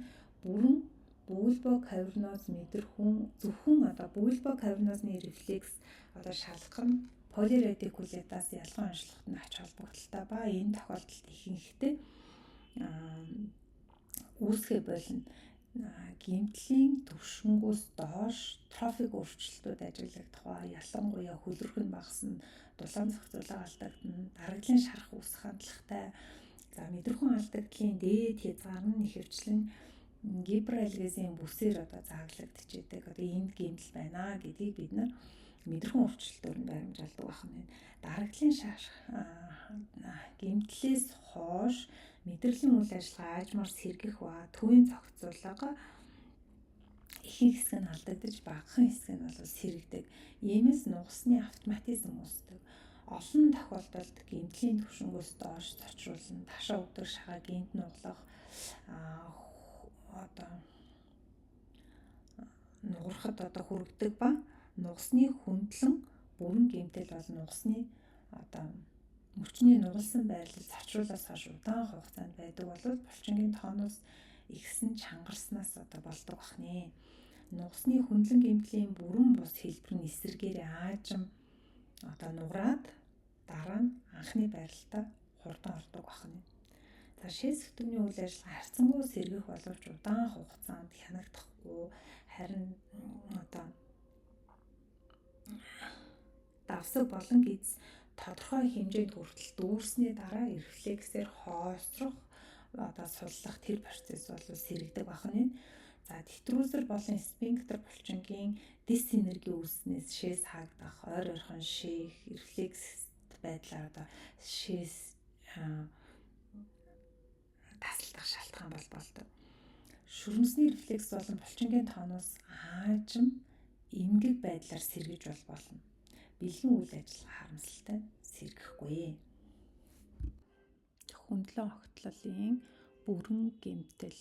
За нугасны хөндлөн огтлолын гэмтлийн даамжрах хам шинж болвол гэмт үүсдэггүй аажмаар даамжирдаг. Жишээлбэл нугасны аажим ургаж байгаа хавдрын улмаас үүссэн тохиолдолд нугасны шок бол үүсдэггүй.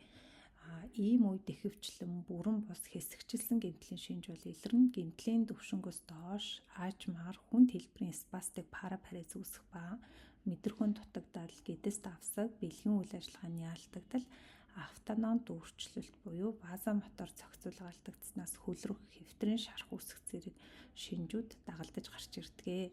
За хүзүүний хэсэгт гэмтсэн байвал яах вэ? За хүзүүний 3 дугаар нугалмаа дээшээ гэмтсэн тохиолдолд үхлийн аюултай, учир нь өртсөний булчин болон хавирга хоорондын мэдрэлийг гэмтээснээс амьсгалын үйл ажиллагаанд оролцдог булчингууд ажиллах боломжгүй болж амьсгал зогсоход хүргэдэг. Ийм гэмтлийн үед ерөөсөө эхний хэдэн минутын дотор цохимол амьсгалын аппаратанд авч чадах юм бол амьд үлдэх боломжтой харамсалтай ийм тохиолдол бол маш ховор байдаг байна. За хүзүүний доод хэсэг гэмтэхэд хавирга завсрын булчингуудыг хамарсан дөрвөн хүчний сан үүсдэгдвэл амьсгалын үйл ажиллагаа хүнд зэргээр алдагддаг. За дээд мөчний саадлал нь гэмтлийн түвшингөөс хамааран янз бүр байж болно. За түвшинг мэдрэхүүн өөрчлөлт илэрсэн түвшингүүр нь бол тавьдаг. За цээжний хэсэгт үүсэх гэмтлийн хам шинж. За энэ хэсэгт бол гэмтэхэд дээд мөчний үйл ажиллагаа бүрэн хадгалагдсан үлддэг, амьсгалын үйл ажиллагаа буурдаг, гидсний мэдрэлийн саажилтын улмаас бол төгжрөл үүсэх хүндрэл илбэг байдаг. За цээжний доод хэсгийн гэмтлийн үед хэвлийн булчингийн үйл ажиллагаа хадгалагдаж үлддэг тул амьсгалд бол нөлөөлөхөө болж эхэлдэг бахнэ. Бүсэлхийн хэсэгт үүсэх юм бол нугасны доод хэсгийг тэжээдэг гол судас болох адам кевчи артерийн хавсарсан гэмтэл үүсдэг учраас хүнд хэлбэр эмгэг үүсдэг. Энэ артер гэмтснээр бүсэлхийн ууцны хүсгийг хамарсан бүтэн шигдээс үүсдэг бахнэ. За ингээд нугасны төгсгөлийн буюу эпиконус, конус, адан сүлийн хам шинжийн талаар ярих гэж байна. За эпиконус гэдэг бол L4-өөс S2-ын түвшинд үүссэн нугасны гэмтэл ба ховор тохиолдолд нь конусын хам шинжээс ялгаатай нь гэмтлийн түвшингөөс хамааран доод мөчний спастик эсвэл сул сав үүсэх талтай. За өөрөөр хэлбэл түнхэр гадагш эргүүлэх хөдөлгөөнийг L4-өөс S1-ийг хариуцна. Түнхэр аргаш тэнээлгэх хөдөлгөөнийг L4-5 хариуцна. Өвдгөөр нугалахыг L4-ээс 2, шагаан үеэр нугалах эргүүлэхийг L4-өөс S2, өвдөгний рефлекс хадгалагдах боловч боривны рефлекс бол үүнээс болоод арилдаг бахна. За мэдрэхүүн өөрчлөлт L4-өөс S5-ын хооронд бол байна. За давсаг болон гидс зөвхөн рефлексээр хоосорно. Өөрөөр хэлэх юм бол дүүрсэн үедээ рефлексийн байдлаар хоосорно. Бэлгийн үйл ажиллагаа бүр алдагдана. За эрэгтэй өвчтнүүдэд хэдэн цагаар үргэлжилсэн бэлэг эрхтний хүсээгүй хөвчрөл бол тохиолдно. Энэ нь маш их өвдөлт үүсгдэг. За үүнээс гадна базомотоор саажилт үүсэх ба хөлрөх байдал болвол алдагддаг. За конусын хам шинж. Конусын хам шинж бол бас ховор тохиолдно. S3 ба түүнээс доош сегмент гэмтэхэд болвол илэрдэг. За нугасны хавдар шми, нугалмын диск их, нугалмын хоорондын диск их хэмжээгээр ургацсан үед бол үүсгэх нь элбэг. За хэсэгчилсэн гэмтлийн үед бол доорх шинжүүд илэрнэ. За детрузер булчингийн А рефлекснээс болоод шээс үлдэх болно. Тасралтгүй туслах шинж гарна. Өтгөнөө барих байлна, бэлгийн сулрал үүснэ. Бэлэг эрхтний орчмын мэдээ алдах буюу седл анестези үүснэ. За анасын рефлекс бол алдагдана. Доод мөчөнд саажилт үүсдэггүй ба боривны рефлекс эсрэгээрээ орж ирнэ. Хэрвээ энэ хавдрын шалтгаантай үүссэн бол эрт хожуу хизээ нэгэн цагт адуун сүүл болон ууцны хэсгийн уруудах мэдрэлийн язааруудыг бол гэмтээдэг. Энэ тохиолдолд конусын хам шинж нь адуун сүүлийн хам шинжтэй хавсарч эхлэх бөгөөд доод мөчний сулрал цэвэр конусын хам шинжтэй харьцуулахад мэдрэхүүн хүрээ илүү өргөн болж алдагддагаараа онцлогтой байдаг байна. За адуун сүүлийн хам шинж буюу Cauda-Equina синдром бүсэлхий ба ууцны мэдрэлийн язааруудыг хамрах бөгөөд эдгээр нь бүсэлхий ууцны хэсэгт субарахноид зайгаар доош уруудаад харьяалагдах интервертебралны форамнаараа гарах ёстой байдаг. За тэгээ энэ зайгаар язаарууд явж явах замдаа гэмтгийг адуун сүүлийн хам шинж гэж нэрлэж байгаа. Тэгэхээр нэг язарын биш нэлээд хэдэн язарын шинжүүд зэрэг илэрнэ гэсэн үг ээ.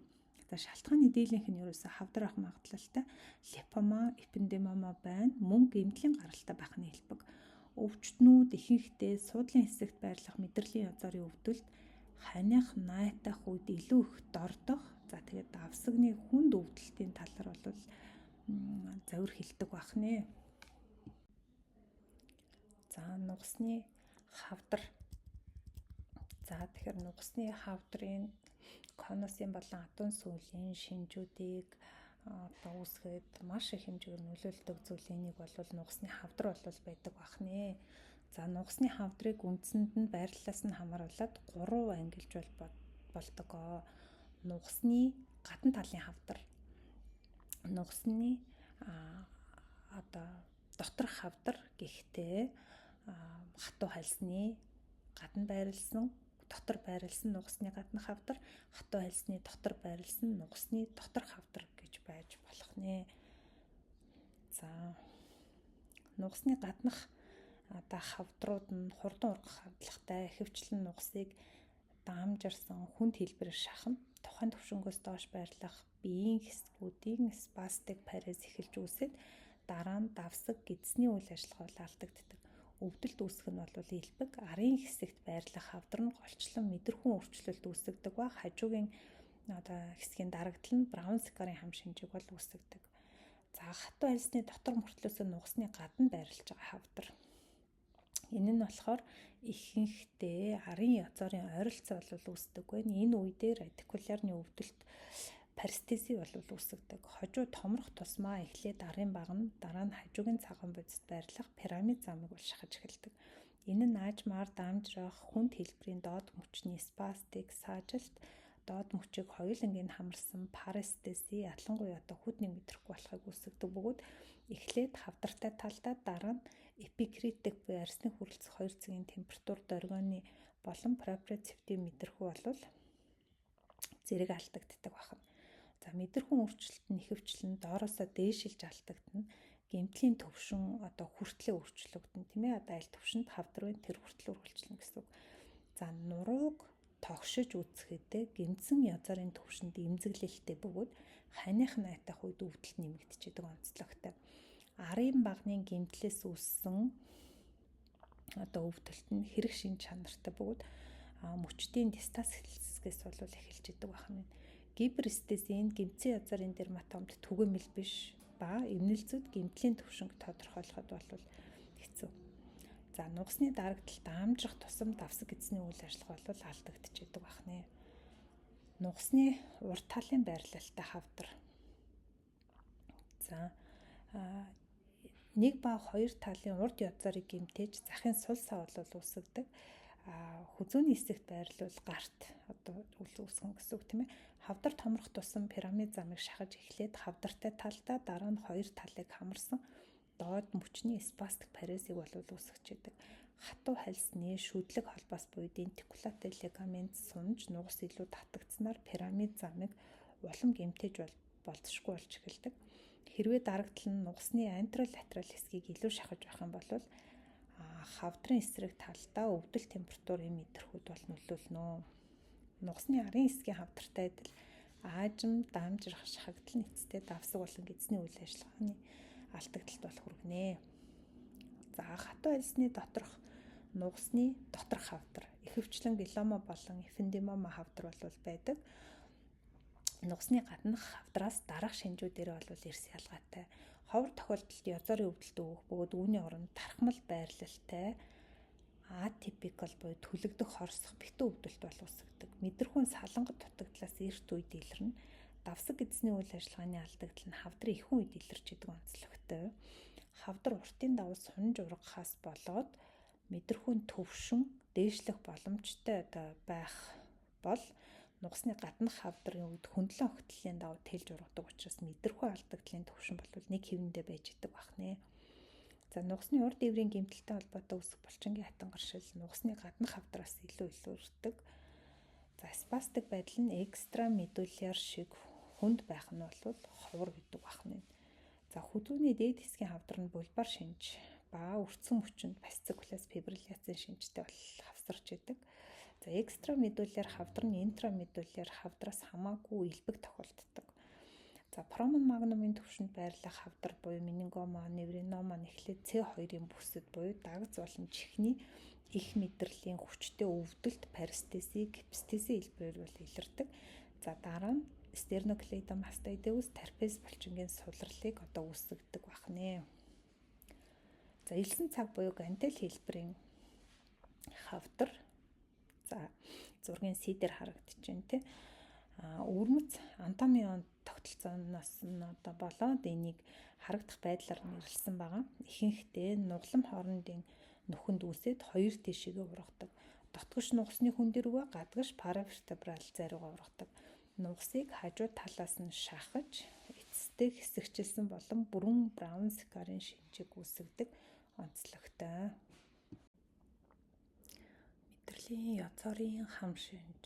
За нугасны мэдрэл нь нугасны ард болон урд язороос тогтдгоо. За нугасны сувгаас гарсныхаа дараа янз бүрийн сегментийн төвшөнд одоо хоорондоо нийлж одоо хүзүү, мөр, бүслэгийн ууцны гэсэн сүлжээнүүдийг бол үүсгдэг байгаа. За энэ сүлжээнээс гарсан ширхгүүд нь тус бүрдээ олон мэдрэлийн язороос гарсан ширхгээс тогтдог. Захын мэдрэлээр мэдрэлжигдэж байгаа бүс мэдрэлийн язорын бүс хоёр ялгаатай байдгийн шалтгаан нь мэдрэлийн сүлжээнд мэдрэлийн ширхгүүд дахин хуваарлалтанд ордогтой бол холбоотой. Мэдрэлийн язор бүр тодорхой арьсыг буюу дерматомыг, тодорхой булчин буюу миотомыг мэдрэлжүүлж байдаг. Ихэнх булчин нэгээс олон тооны язороор мэдрэлжилт бол авч идэг. За нэг язороос ихэнх буюу бүх мэдрэлжилтээ авдаг цөөн булчин байдаг. Үүнийг сегмент заагч булчин гэж нэрлэдэг. За энэ бүлгийн төгсгөлд бол сегмент заагч булчингуудыг нэг бүрчлэн үзүүлсэн хүснэгт байрласан байна. За язорын хам шинж гэж юу юм бэ? Мэдрэлийн язор бүр нуглам хоорондын нүхээр гарахтаа эсвэл түүнтэй ойролцоо байхдаа гэмтэх нь бол элбэг байдаг байна. Нийтлэг шалтгаан нь стеноз буюу нарийн сэтгэл. За яс ургалтаас үүсч болно, диск цүлхээснээс үүсч болно, диск урагдахаар үүсч болно. За ингээд цүлхээсэн, урагдсан энэ диск бол язорыг шахаж болдог. Мөн нугалмын их биеийн халдвар, гэмтэл, хавдар зэрэг нь язорыг одоо гэмтэж болдог бахан. За язорын гэмтлийн үед харгалзах дерматомд өвдөлт болон мэдрэхүүн өөрчлөлт бол үүснэ. Бусад мэдрэхүйтэй харьцуулахад өвдөлтийн мэдрэмж хамгийн их алдагдана. Сегмент заагч булчингуудын хүч буурна, ховор тохиолдолд булчингийн хатангаршил үүснэ. Харгалзах рефлекс арилна. За мөчдөд вегетатив өөрчлөлт үүсэх нь бараг ховор. Учир нь симпатик, парасимпатик утаснууд мэдрэлийн язороос алслагдсан захын мэдрэлийн ширхгүйтэй бол холбогддог бахнэ. За язорын сегмент заагч булчингийн хөдөлгөөний дутагдал нь хүзүү болон бүслэгийн түвшинд язорын гэмтлийн байрлал, эмгэлзүү электрофизиологийг бол тодорхойлоход хамгийн чухал байдаг бахнэ. Нугалам хоорондын дискийн эмгэг нь язорын хам шинжээ хамгийн түгээмэл шалтгаан болдог. Нугаламын диск нь гадна талаараа фиброзын цагирга буюу анулус фиброзус, дотор талаараа целлюлоз буюу нуклеус пулпоусаас тогтж байдаг. За нурууны хөгжил зогссны дараа дискүүд цусан хангамжгүй болдог. Иймээс хүн хөгшрөх тусмаа дискүүд аажмаар уян хатан чанар шингэний бол алдаж намхан болж идэг. За энэ нь хамгийн их хөдөлгөөнтэй хүзүү болон бүслэгийн эсрэгт бол хүндрэл учруулж идэг ахна. За остеохондроз нь дискийн дегенерац болон нугаламын их биеийн төгсгөлийн алдсан мөгөөрсийг бол хамарсан эмгэг юм. За энэ нь мөгөөрсний эдийн хатуурал буюу склероз, нугаламын их биеийн деформацид бол хүргэдэг. Нугалам хоорондын диск намхан болж нугаламууд хоорондоо бол ойртдог. Пацет үений ба нугаламын их биеийн ясургалт бол нэмэгддэг. За эдгээр нь нугалам хоорондын нүхний нарийслыг бол үүсгээд нүхэнд байх бүтцүүдийг бол шахаж эхэлдэг. За энэхүү зурагт бол нугалам хоорондын нүхэнд явж байгаа мэдрэл артер венийн судас бол харагдчихаа. За дараагийн зурагт бол диск болон пацет үений эмгэгээс болоод нугалам хоорондын нүхээр явж байгаа бүтцүүдийг бол их хэмжээгээр шахсан байгаа нь харагдаж байна. За хүзүүний язорын хам шинж нь бараг үргэлж остеохондрозоос болж үүсдэг бөгөөд нугалам хоорондын нүхний нарийслаас болно. За хүзүүний нугаламын төгсгөлийн алдцууд нь ихэнхдээ нугаламын биеийн хоёр талд бага зэрэг өргөгдсөн байрлалтай байх ба тэдгээр нь унцинатэ процессээс үүсгдэг бөгөөд энэ нь эмээл хэлбэрт бүтцийг үүсгэж байдаг.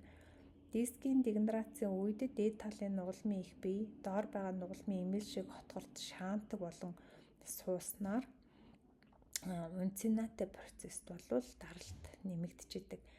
Ясанд ремоделинг болоод аажмаар хажуу бага хэсэг рүүгээ сууж нугалам хоорондын за аажмаар нарийсдаг.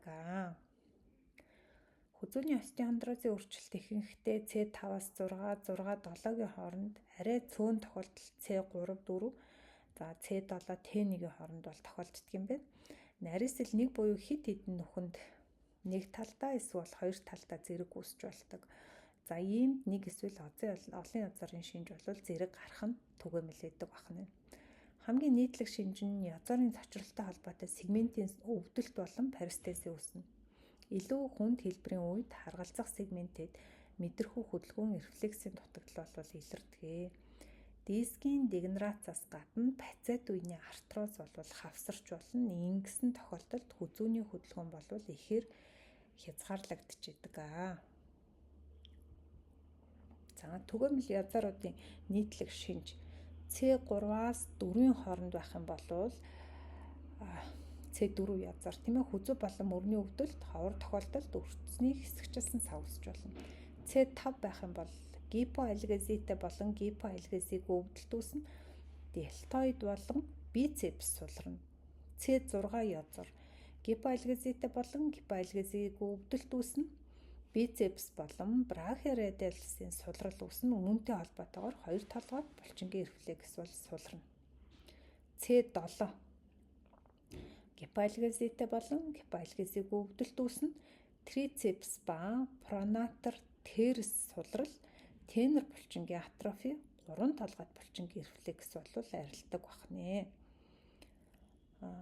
C8 за парестезитэй болон парестезигүй гипоальгези эсвэл парестезигүй өвдөлт, за гипотенер булчингийн сулрал болон атрофи, трицепс болон трумнер рефлексийн сулрал бол үүсгэнэ.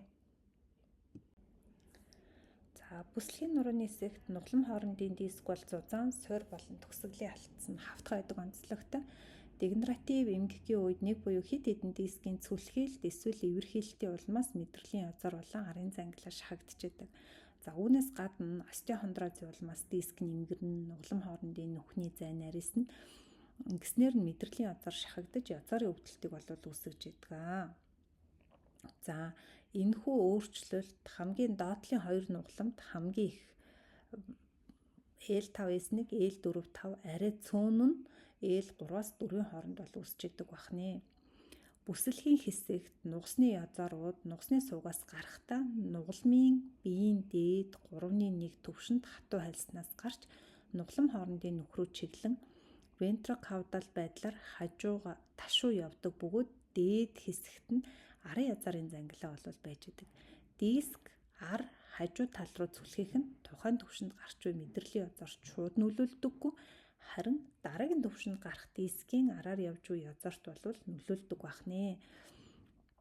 За диск хажууд тийш зүлхийж эвэрхэн үүссэн тохиолдолд тухайн төвшингийнхөө язарт бол нөлөөлнө мэдээж тийм ээ. За нурууны лордоз хамгийн их тодордог L5S1-ийн төвшөнд диск илүү нэмгэн байна. Үүний улмаас энэ төвшөнд эвэрхийн L5 болон S1 язарт зэрэг нөлөөлөд энэ хоёрын хоёулынгийнхэн шинж тэмдэг бол илэрч идэг бахнэ. За шинж тэмдэг ихэвчлэн язарын цочрлоор илэрнэ. Энэ нь өвдөлт болон парестезийн үүснэ гэсэн үг. За илүү хүнд байх юм бол тухайн төвшөнд мэдрэхүй болон хөдөлгөөний дутагдал илэрнэ. Бүслийн язарын шинжтэй өвчтөнд гэнт суудлын мэдрэлийн өвдөлт, хөдөлгөөний сулрал, мэдрэхүйн алдагдал үүсч болно. Энэ нь мэдрэлийн язарын ширхгүүд гэнт мэдээлэл дамжуулж чадхаа байх үед үүсдэг бөгөөд язарын эргэн сэргэхгүй байдалд оруулж болдог. Иймд яаралтай мэс засалд орж дарагдлыг чөлөөлөх шаардлагатай болно. Том хэмжээний дискийн тасархай ховор тохиолдолд нурууны хүндэд тасарч адуун сүлний хам шинж өгдөг. За цочмог суудлын мэдрэлийн өвдөлт зөвхөн язарын гэмтлийн үед бол үүсдэггүй. Энэ нь түгээмэл шалтгаан нь үений капсулын хэсэг нь нуглам хоорондын үеинд хавчуулагдах үед бол үүсдэг. Урдл хүчин зүйл нь нурууны дегенератив эмгэг үүдэг. Нуглам хоорондын зай нарийнсан үед пациент үений буруу байрлал нь нүхийг улам нарийсгаж идэг онцлогтой. За нуруу өндрөө алдаж намссан пациент үений ууц суларсан байдаг тул хөдөлгөөн нь нуутны нэг хэсгийг нуглам хоорондын нүх рүү шахаж ингэснээр цочмог өвдөлт бол үүсдэг.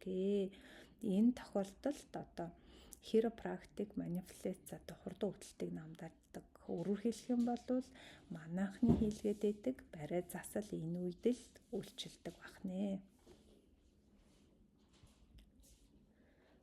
За язарын хам шинжийн үеийн нийтлэг шинжүүд юу гэдэг вэ? За L3 дерматомд парестезитэй, парестезигүй өвдөлт үүснэ. Дөрвөн толгойд булчин сулрна, өвдөгний рефлекс арилах буюу буурна. L4 дерматомд парестезитэй, парестезигүй өвдөлт үүснэ. Дөрвөн толгойд булчингийн сулрал үүснэ, өвдөгний рефлекс буурна. L5 байх юм бол парестезитэй, парестезигүй кипалгези, extensor hallucis longus, extensor digitorum brevis-ийн сулрал үүснэ. Tibialis posterior reflex бол арилна. За өөрөөр хэлэх юм бол энэ тохиолдолд шилбэний гадна талаас давхаан дээд хэсгээр эрхий хуруу чиглэлд бол мэдрэхүй өөрчлөлт гарч ирэх нь байна. Бид нар тавхай хурууг дээш нүргэж чадах болох нь байна. За S1 дерматомд болвол яах вэ гэхээр гуйнаас ахуулаад гуйны гадна тал шилбэний ар тавхайн доод талаар мэдрэхүй өөрчлөгдөнө. За перонеус, гастрокинемус, соолиус булчингийн сулрал үүснэ. Ингэснээр гастрокинемус рефлекс бол арилнаа. Өөрөөр хэлбэл ахилийн рефлекс бол баахгүй болох нэ. Өвчтнүүд хурууныхаа үзүүр дээр явж чадах болно. Өөрөөр юм бол тавхайн шилбэний арын булчингууд суларчаар ажиллахгүй байгаагаас энэ шинж үүсгэнэ.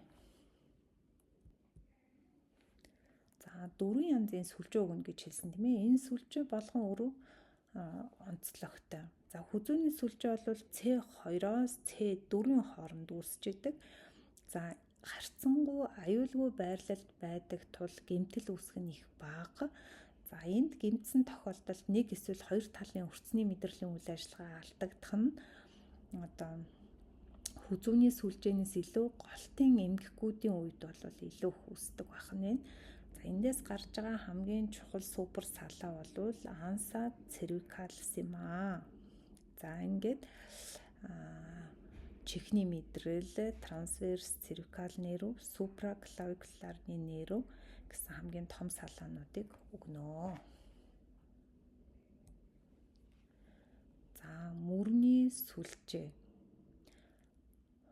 Мөрний сүлжээний гэмтлийг эмнэлзүүд одоо практикт хамгийн хэрэглэгдэх байдлаар нь дээд, доод хэсгийн гэмтэл гэж бол үндсэнд нь хоёр хувааж үздэг. За C5-аас T1 язорын ширхэгүүд хоорондоо сүлжилт нь нийлж эргэж салах замаар бол энэхүү сүлжээг үүсгэдэг. За дээд хэсгийн гэмтлийг душин эрбийн сар гэж нэрлэдэг. Бөгөөд C5-6 язорын гэмтсэн үед үүсэд deltoid, biceps, brachialis, brachioradialis булчингууд бол сааждаг. Deltoid булчин гар сарууны радиал хэсгийн хэсэгт одоо мэдрэхүн алдагт бол үүснэ. За доод хэсгийн гэмтлийг клюмпигийн саажилт гэж нэрлэдэг. Бөгөөд C5-аас T1 язорын түвшинд гэмтсэн тохиолдолд бол үүснэ. За ингэснээр бугуй хурууны нуглагч булчингууд болон алганы дотор талын булчингууд бол саажна. Заримдаа нэмэлтээр гуурнарын хам шинж бол үүсч болно. Гарын хуруунд тэжээлгүүдлийн одоо атрофи тоод илэрдэг. Мөрний сүлжээний гэмтлийн шалтгаанууд нь ихэвчлэн зам тээврийн осол, спортын гэмтэлтэй хамаатай байдаг. Эрэгтэйчүүд илүү өртдөг бөгөөд 20-30 насныхан байдаг. Гэмтлээс бусад шалтгаанд мөрний хэсэгт дарагдлын хам шинж үүсэх буюу скален синдром, за аюулгүй бүсэн дарагдах, ясан завсар хавчуулагдах, гарыг дээш хит нуглах хам шинж, за уушигны оройн панкост хавдар, за халдвар харшлын эмгэгүүдийн үед бол за мөн дөнгөж төрөх үед одоо няраад бол бас эмгэг төрөлттэй холбоотойгоор мөр гэмтэх тохиолдол, игэм хуграанд мөрний сүлжээ гэмтэх тохиолдол бол гардаг. За скален синдром. За энэ яадаг хам шинж юм бэ гэхээр нэгдүгээр хавирга болон урд болон дунд скален булчингийн хоорондох зайд үүсэх завсрыг скален хиатус гэж нэрлэдэг. Бөгөөд мэдрэлийн язор энэ хэсэгт хавчуулагдахыг бол скален синдром гэж нэрлэдэг. За энэ завсар энгийн үед мөрний сүлжээ болон игмэнд орох артерт хангалттай зайтай боловч хүзүүний C7 нуглам эвлүү хавиргатай байх эмгэгийн үед зай нарийнхан болсноор үүсдэг байна. Ийм үед хүзүүний одоо хавирга ба нэгдүгээр хавирга хоёрын завсраар мөрний сүлжээ болон игмэнд орох артер багтдаггүй дарагддаг. За энэ нь троцик аутлет синдромын нэг хэлбэр ба байрлалаас хамаарсан өвдөлт дээд мөчөнд бол үүсдэг. Гипсрестези ихэвчлэн үүсэх болон гар тохойн талд одоо илүү байна. Хүнд удаан үргэлжилсэн тохиолдолд клюмпигийн хэлбэрийн саажилт бол үүсдэг. Өөрөөр хэлэх юм бол доод хэсгийг илүү хамарна. За игмэнд орох артертай хамт симпатик мэдрэлийн ширхгүүдийн гэмтэл нь ихэвчлэн бааза мотор эмгэгийг үүсгэдэг. Бүсэлхий ууцны сүлжээ. За бүсэлхий ууцны сүлжээний гэмтлийг дотор нь бүсэлхийн сүлжээний гэмтэл, ууцны сүлжээний гэмтэл гэж хувааж үзэж болно. Ерөнхийдөө L1-ээс S3-ын хооронд байгаа язорууд хоорондоо сүлжилт нь нийсж бүсэлхийн ууцны сүлжээг бол үүсгэдэг. За бүсэлхийн сүлжээний гэмтэл буюу L1, 2, 3-ын гэмтэл за мөрний сүлжээний гэмтлээс бага уусна.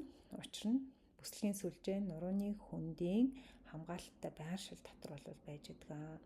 Энэ хоёр сүлжээний гэмтлийн шалтгаан бараг адилхан байх боловч бүсэлхийн сүлжээнд өрөвсөл харшлын одоо шалтгаан бараг байдаггүй. Нөгөөтэйгүр чихрийн шижин болон бодисын солилцооны шалтгаан бол харин элбэг тохиолдож идэг ийм шалтгаан юм байна. За ууцны сүлжээний гэмтэл нь L4, 5, S1-ээс 3-ын хоорондох язоруудын гэмтлийн үед бол үүсдэг. Энэ сүлжээнээс гарах хамгийн том мэдрэл бол гуйны одоо арын хэсэгт байх суудлын мэдрэл буюу тахилзуурын болон шаантны мэдрэл хоёр нийлээ явж байгаа энэ мэдрэлийг хэлдэг. Энэ хоёр мэдрэл өвдөгний дээд хэсэгт хоёр хуваагдсан өөрийнхөө замаар бол цаашаа явдаг байна.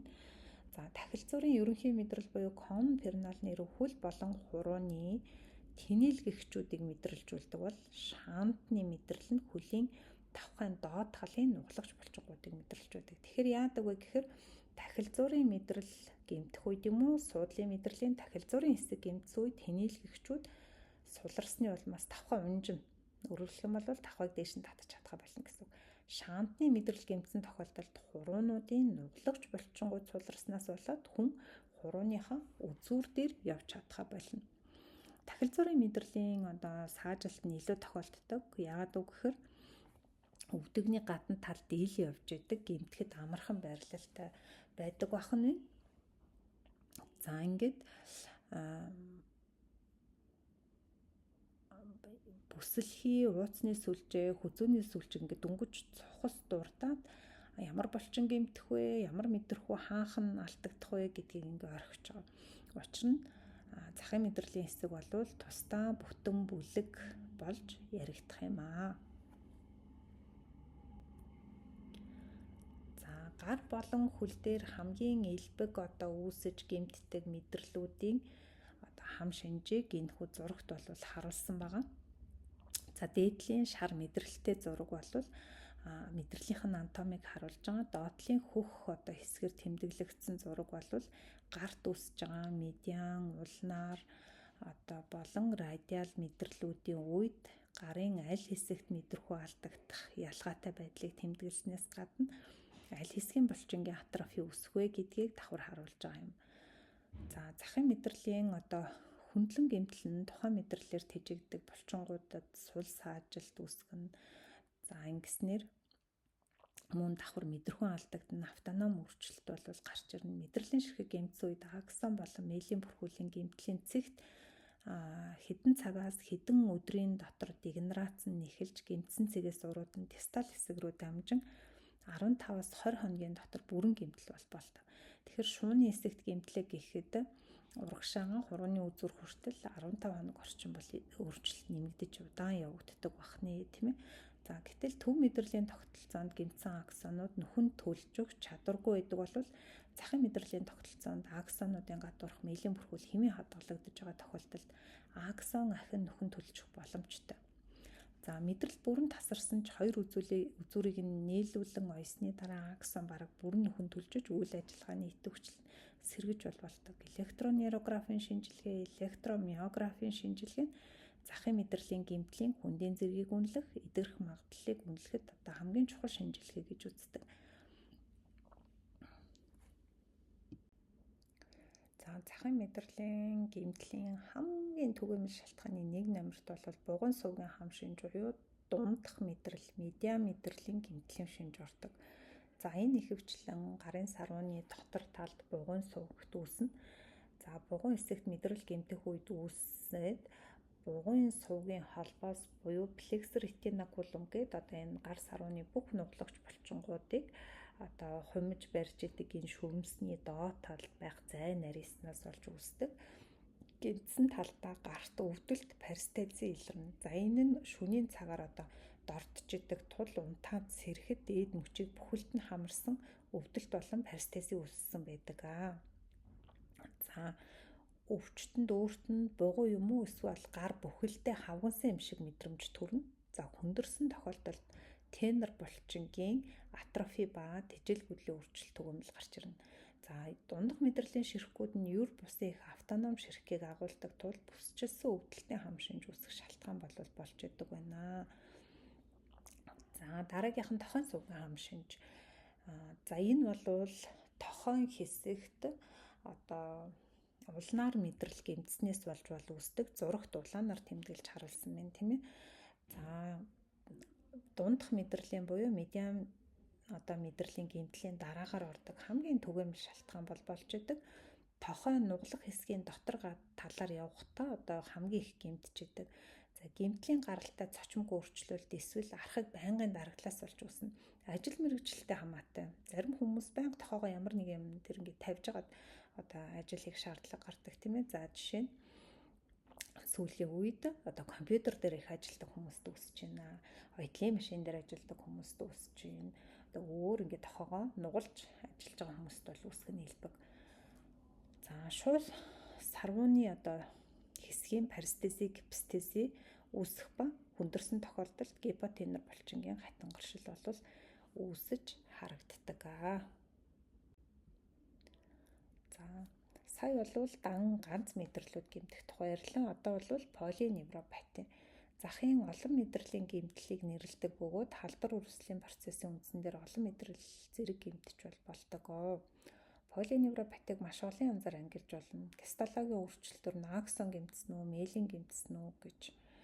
За аль тогтолцоо гэмтснээр нь хөдөлгөөний мэдрэл гэмтсэн үү, мэдрэхүүн мэдрэл гэмтсэн үү, автоном мэдрэл гэмтсэн үү гэж ангилж болно. Аль хэсгийг хамарснаар нь мононевропати, мультиплекс эсвэл захын тэгш хэмтэй дистал полиневропати, тэгш хэмтэй проксимал полиневропати гэж бас ангилж болно. За шалтгаан нь олон янз. Оншилгоо эмчилгээ нь маш төвөгтэй байдаг. Хамгийн хүнд хэлбэрийн полиневропати бол гембарын хам шинж бөгөөд доороосоо дээшээ өгсөх хүнд хэлбэрийн одоо өгсөх саажилтын улмаас өвчтнүүд амнасаа ч алдах эрсдэлтэй байдаг бол архаг хэлбэрийн хувьд жишээ нь чихрийн шижин болон бусад бодисын солилцооны одоо алдагдлаас үүссэн полиневропатинууд бол аажим даамжрах явцтай гэж байдаг. Маш их олон жилийг одоо өнгөрөөсний дараа булчингууд нь хатангаршиж энтер болдог бахнэ. За бид дээр одоо юуны тухай ярьсан бэ гэхээр тодорхой дерматом болгоныг, тодорхой миотом болгоныг нугаснаас гараа явж байгаа тодорхой нугасны мэдрэл бол хариуцж идэг. Аль одоо мэдрэхүүн өөрчлөлтөөр нь аль төвшөнд байгаа вэ гэдгийг бид нар мэдэж болох боловч яг тухайн сегментийг заасан булчингийн өөрчлөлтөөр нь тэр булчин суларснаар нь хатангаршиж эхэлснээр нь бол бид нар яг сегмент заагч булчин гэж нэрлээд тэрийг нь одоо олно гэж ярьсан тийм ээ. Тэгэхээр энэ хэсэгт юу харагдаж байгаа вэ гэхээр хүзүү мөрний сүлжээнээс гарч байгаа хамгийн одоо үндсэн заагч булчингуудыг бол нэрлсэн байгаа юм. Бид нар энд байгааг нэг бүрчлэн тогтоож болвол чадвал тогтоовол сайн. Чадахгүй бол бид нар энийг ашиглаж сурах ёстой. Тухайлах юм бол хамгийн одоо хүзүү мөрний сүлжээний захын хэсгүүд дээр ямар мэдрэлүүдээр төгсөж байгаа юм тийм ээ. Мөрний сүлжээ жишээ нь хамгийн урт мэдрэл нь медиан нерв, улнаар нерв, радиал нерв шүү дээ тийм ээ. За тэгвэл улнаар мэдрэлийг одоо үндсэн заадаг булчин аль юм бэ? Аль булчин хамгийн түрүүнд хатангаршвал бид нар улнаар гэж шууд мэдэх боломжтой юм бэ гэдгийг энэ хүснэгт харуулна. За дараагийн слайдн дээр бол бүслэхий ууцны сүлжээнээс гарч байгаа хамгийн захын урт том мэдрэлүүд юу юм бэ? Тэр мэдрэлийн одоо гэмтлийг заадаг үндсэн чиглүүлэгч булчин нь аль юм бэ? Тэр чиглүүлэгч булчин аль язараас гардгийг ямар хөдөлгөөнийг хийдэг вэ гэдгийг одоо энэ хүү хүснэгт бол харуулж байгаа. Тэгээд бид нар энийг бас чадвал тогтоох ёстой. Чадахгүй байх юм бол ойрхон байлгаад хаан чамаагүй шалгаж сурах ёстой байх нэ. За ингээд энэ хүү хэсгийн хамгийн сүүлийн слайдаа бол үзүүлэх гэж байна. За энэ бол мэдрэл булчингийн хам шинж ба булчин. Өөрөөр хэлэх юм бол хөдөлгөөний нэгж маань хамгийн сүүлд булчингаар төгсөж байна. За энд булчингийн хэд хэдэн эмгэгүүдийн талаар бол ярьсан байгаа. Өөрөөр хэлбэл одоо булчин сулрах гэдэг юм бол зөвхөн мэдрэлээс бас болдоггүй гэдгийг харуулж байгаа. За ямар эмгэгүүд хамгийн түгээмэл юм бэ гэхээр миостени болон миопати. За миостени гэдэг бол арга ясны хөндлөн судал булчингийн хэвийн бус ядралт нь мэдрэл булчингийн холбоос эмгэг байж болно.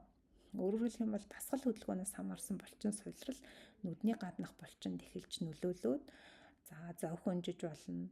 Нүдийг хөдөлгөгч булчингууд суларснаас болоод давхар харж болно. За эдгээр булчингийн хөдөлгөөний нэгж нь цөөн тооны булчингийн ширхэг агуулдаг.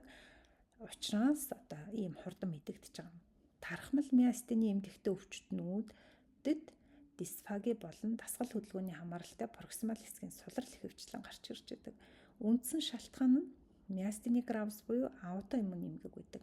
Энэ нь ацетил холины рецепторын эсрэг бие үүсснээс болоод булчин сэрэл дамжилт явагдаж чадхаа болно. Ингээд булчин агшихгүй болсноос болж үүсэж байгаа. Өөрөөр хэлэх юм бол дохио дамжуулах хангалттай рецептор үлддэггүй. Тэр рецепторуудыг бүгдэнд нь эсрэг бие очоод суучаад байгаа учраас ацетил холин маань мэдрэлийн төгсгөлөөс ялгарсан ч гэсэн булчингаа агшааж чадхаа болчиход байгаа ийм эмгэг юм. За электромиографийн хамаарал нь нөлөөлөлд өртсөн булчингийн давтан цочрлын шинжилгээнд булчингийн үүлийн потенциал буурах декремент бол ажиглагдчихэдэг. Өөрөөр хэлэх юм бол булчингийн бичлэгээс илүү электронейрографийн шинжилгээгээр давтан цочрол гэдэг юмыг өгдөг. Тэгэхээр эхний цочролд хамгийн өндөр амплитудтай агшаа, тэгээд тэрний дараагийн цочрлуудад амплитуд тасралтгүй буурж байгаа энэ ажиглагдах шинжийг бол бид нар ажиглаад миостены гравс өвчнийг онцлох боломжтой. За эмнэлт зүйд илэрж байгаа шинжүүд, электронейрографийн шинжилгээнд илэрж байгаа декремент, цуснд ацетил холины рецепторын эсрэг бие үүсэх. За эндорфины холорой зэрэг богино үйлчлэгээ ацетил холин эстразын дарангуулагч хэрэглэсний дараа сулрал сайжрах зэрэг дээр бол үндэслэж оншийг тавьдаг. Монголд эмнэлт зүйд хамгийн сайн хэрэгэлдэг боломжтой сорил бол мөсний сорил. Мөсний сорил тавиад авахд нүд тойрох булчингийн нүдний хөдөлгөөн сайжрна, нүдний ботоо зарлна гэдэг бол энэ урьдчилсан байдлаар оншийг дөхүүлж байгаа байдал юм. За удаан хугацаанд үйлчилдэг ацетил холин эстразын дарангуулагч дархлаа дарангуулах юмнууд мөн зарим залуу өвчтнүүдэд бол сэрэ булчирхаад авах мис заслал бол үр дүнтэй байдаг бахнэ. За дараагийн нэг эмгэг бол миопати. Миостенээс ялгаатай нь булчингийн амгагдагч эмгэг бөгөөд аажим дамжирна, дасгал хөдөлгөөнтэй ямар ч хамаарал байхгүй сулрна.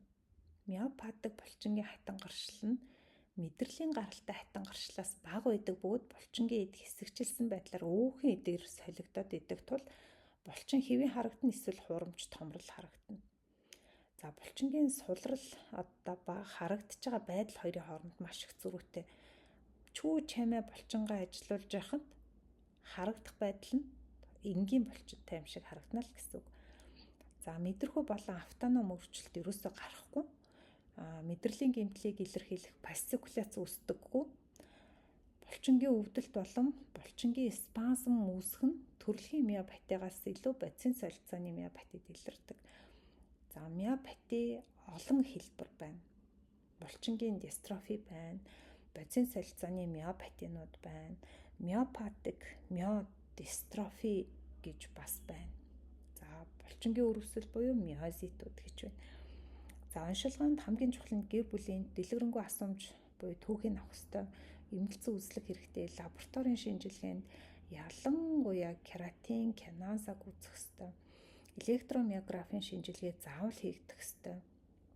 За сүүлийн үед маш нарийн төвөгтэй болж олон тохиолдолд хоёрмол утгатай онш тавих тэр байдалд хүргэж байгаа молекул генетикийн шинжилгээч гэсэн энэхүү өвчний оншинд үнэхээр чухал. За энэ юунд чухал юм бэ гэвэл тавилан тодорхойлоход хэрэгтэй генетикийн зөвлөгөө, удам зүйн зөвлөгөө өгөх боломжийг эмчнэрт олгодгоороо энэ маш давуу зүйл юм аа. За ингээд энэ слайд хүрээд хөдөлгөөний тогтолцооны талаарх хэсэг маань ингээд дуусж байна. Төвчээртэй сонссон та бүхэндээ баярлалаа.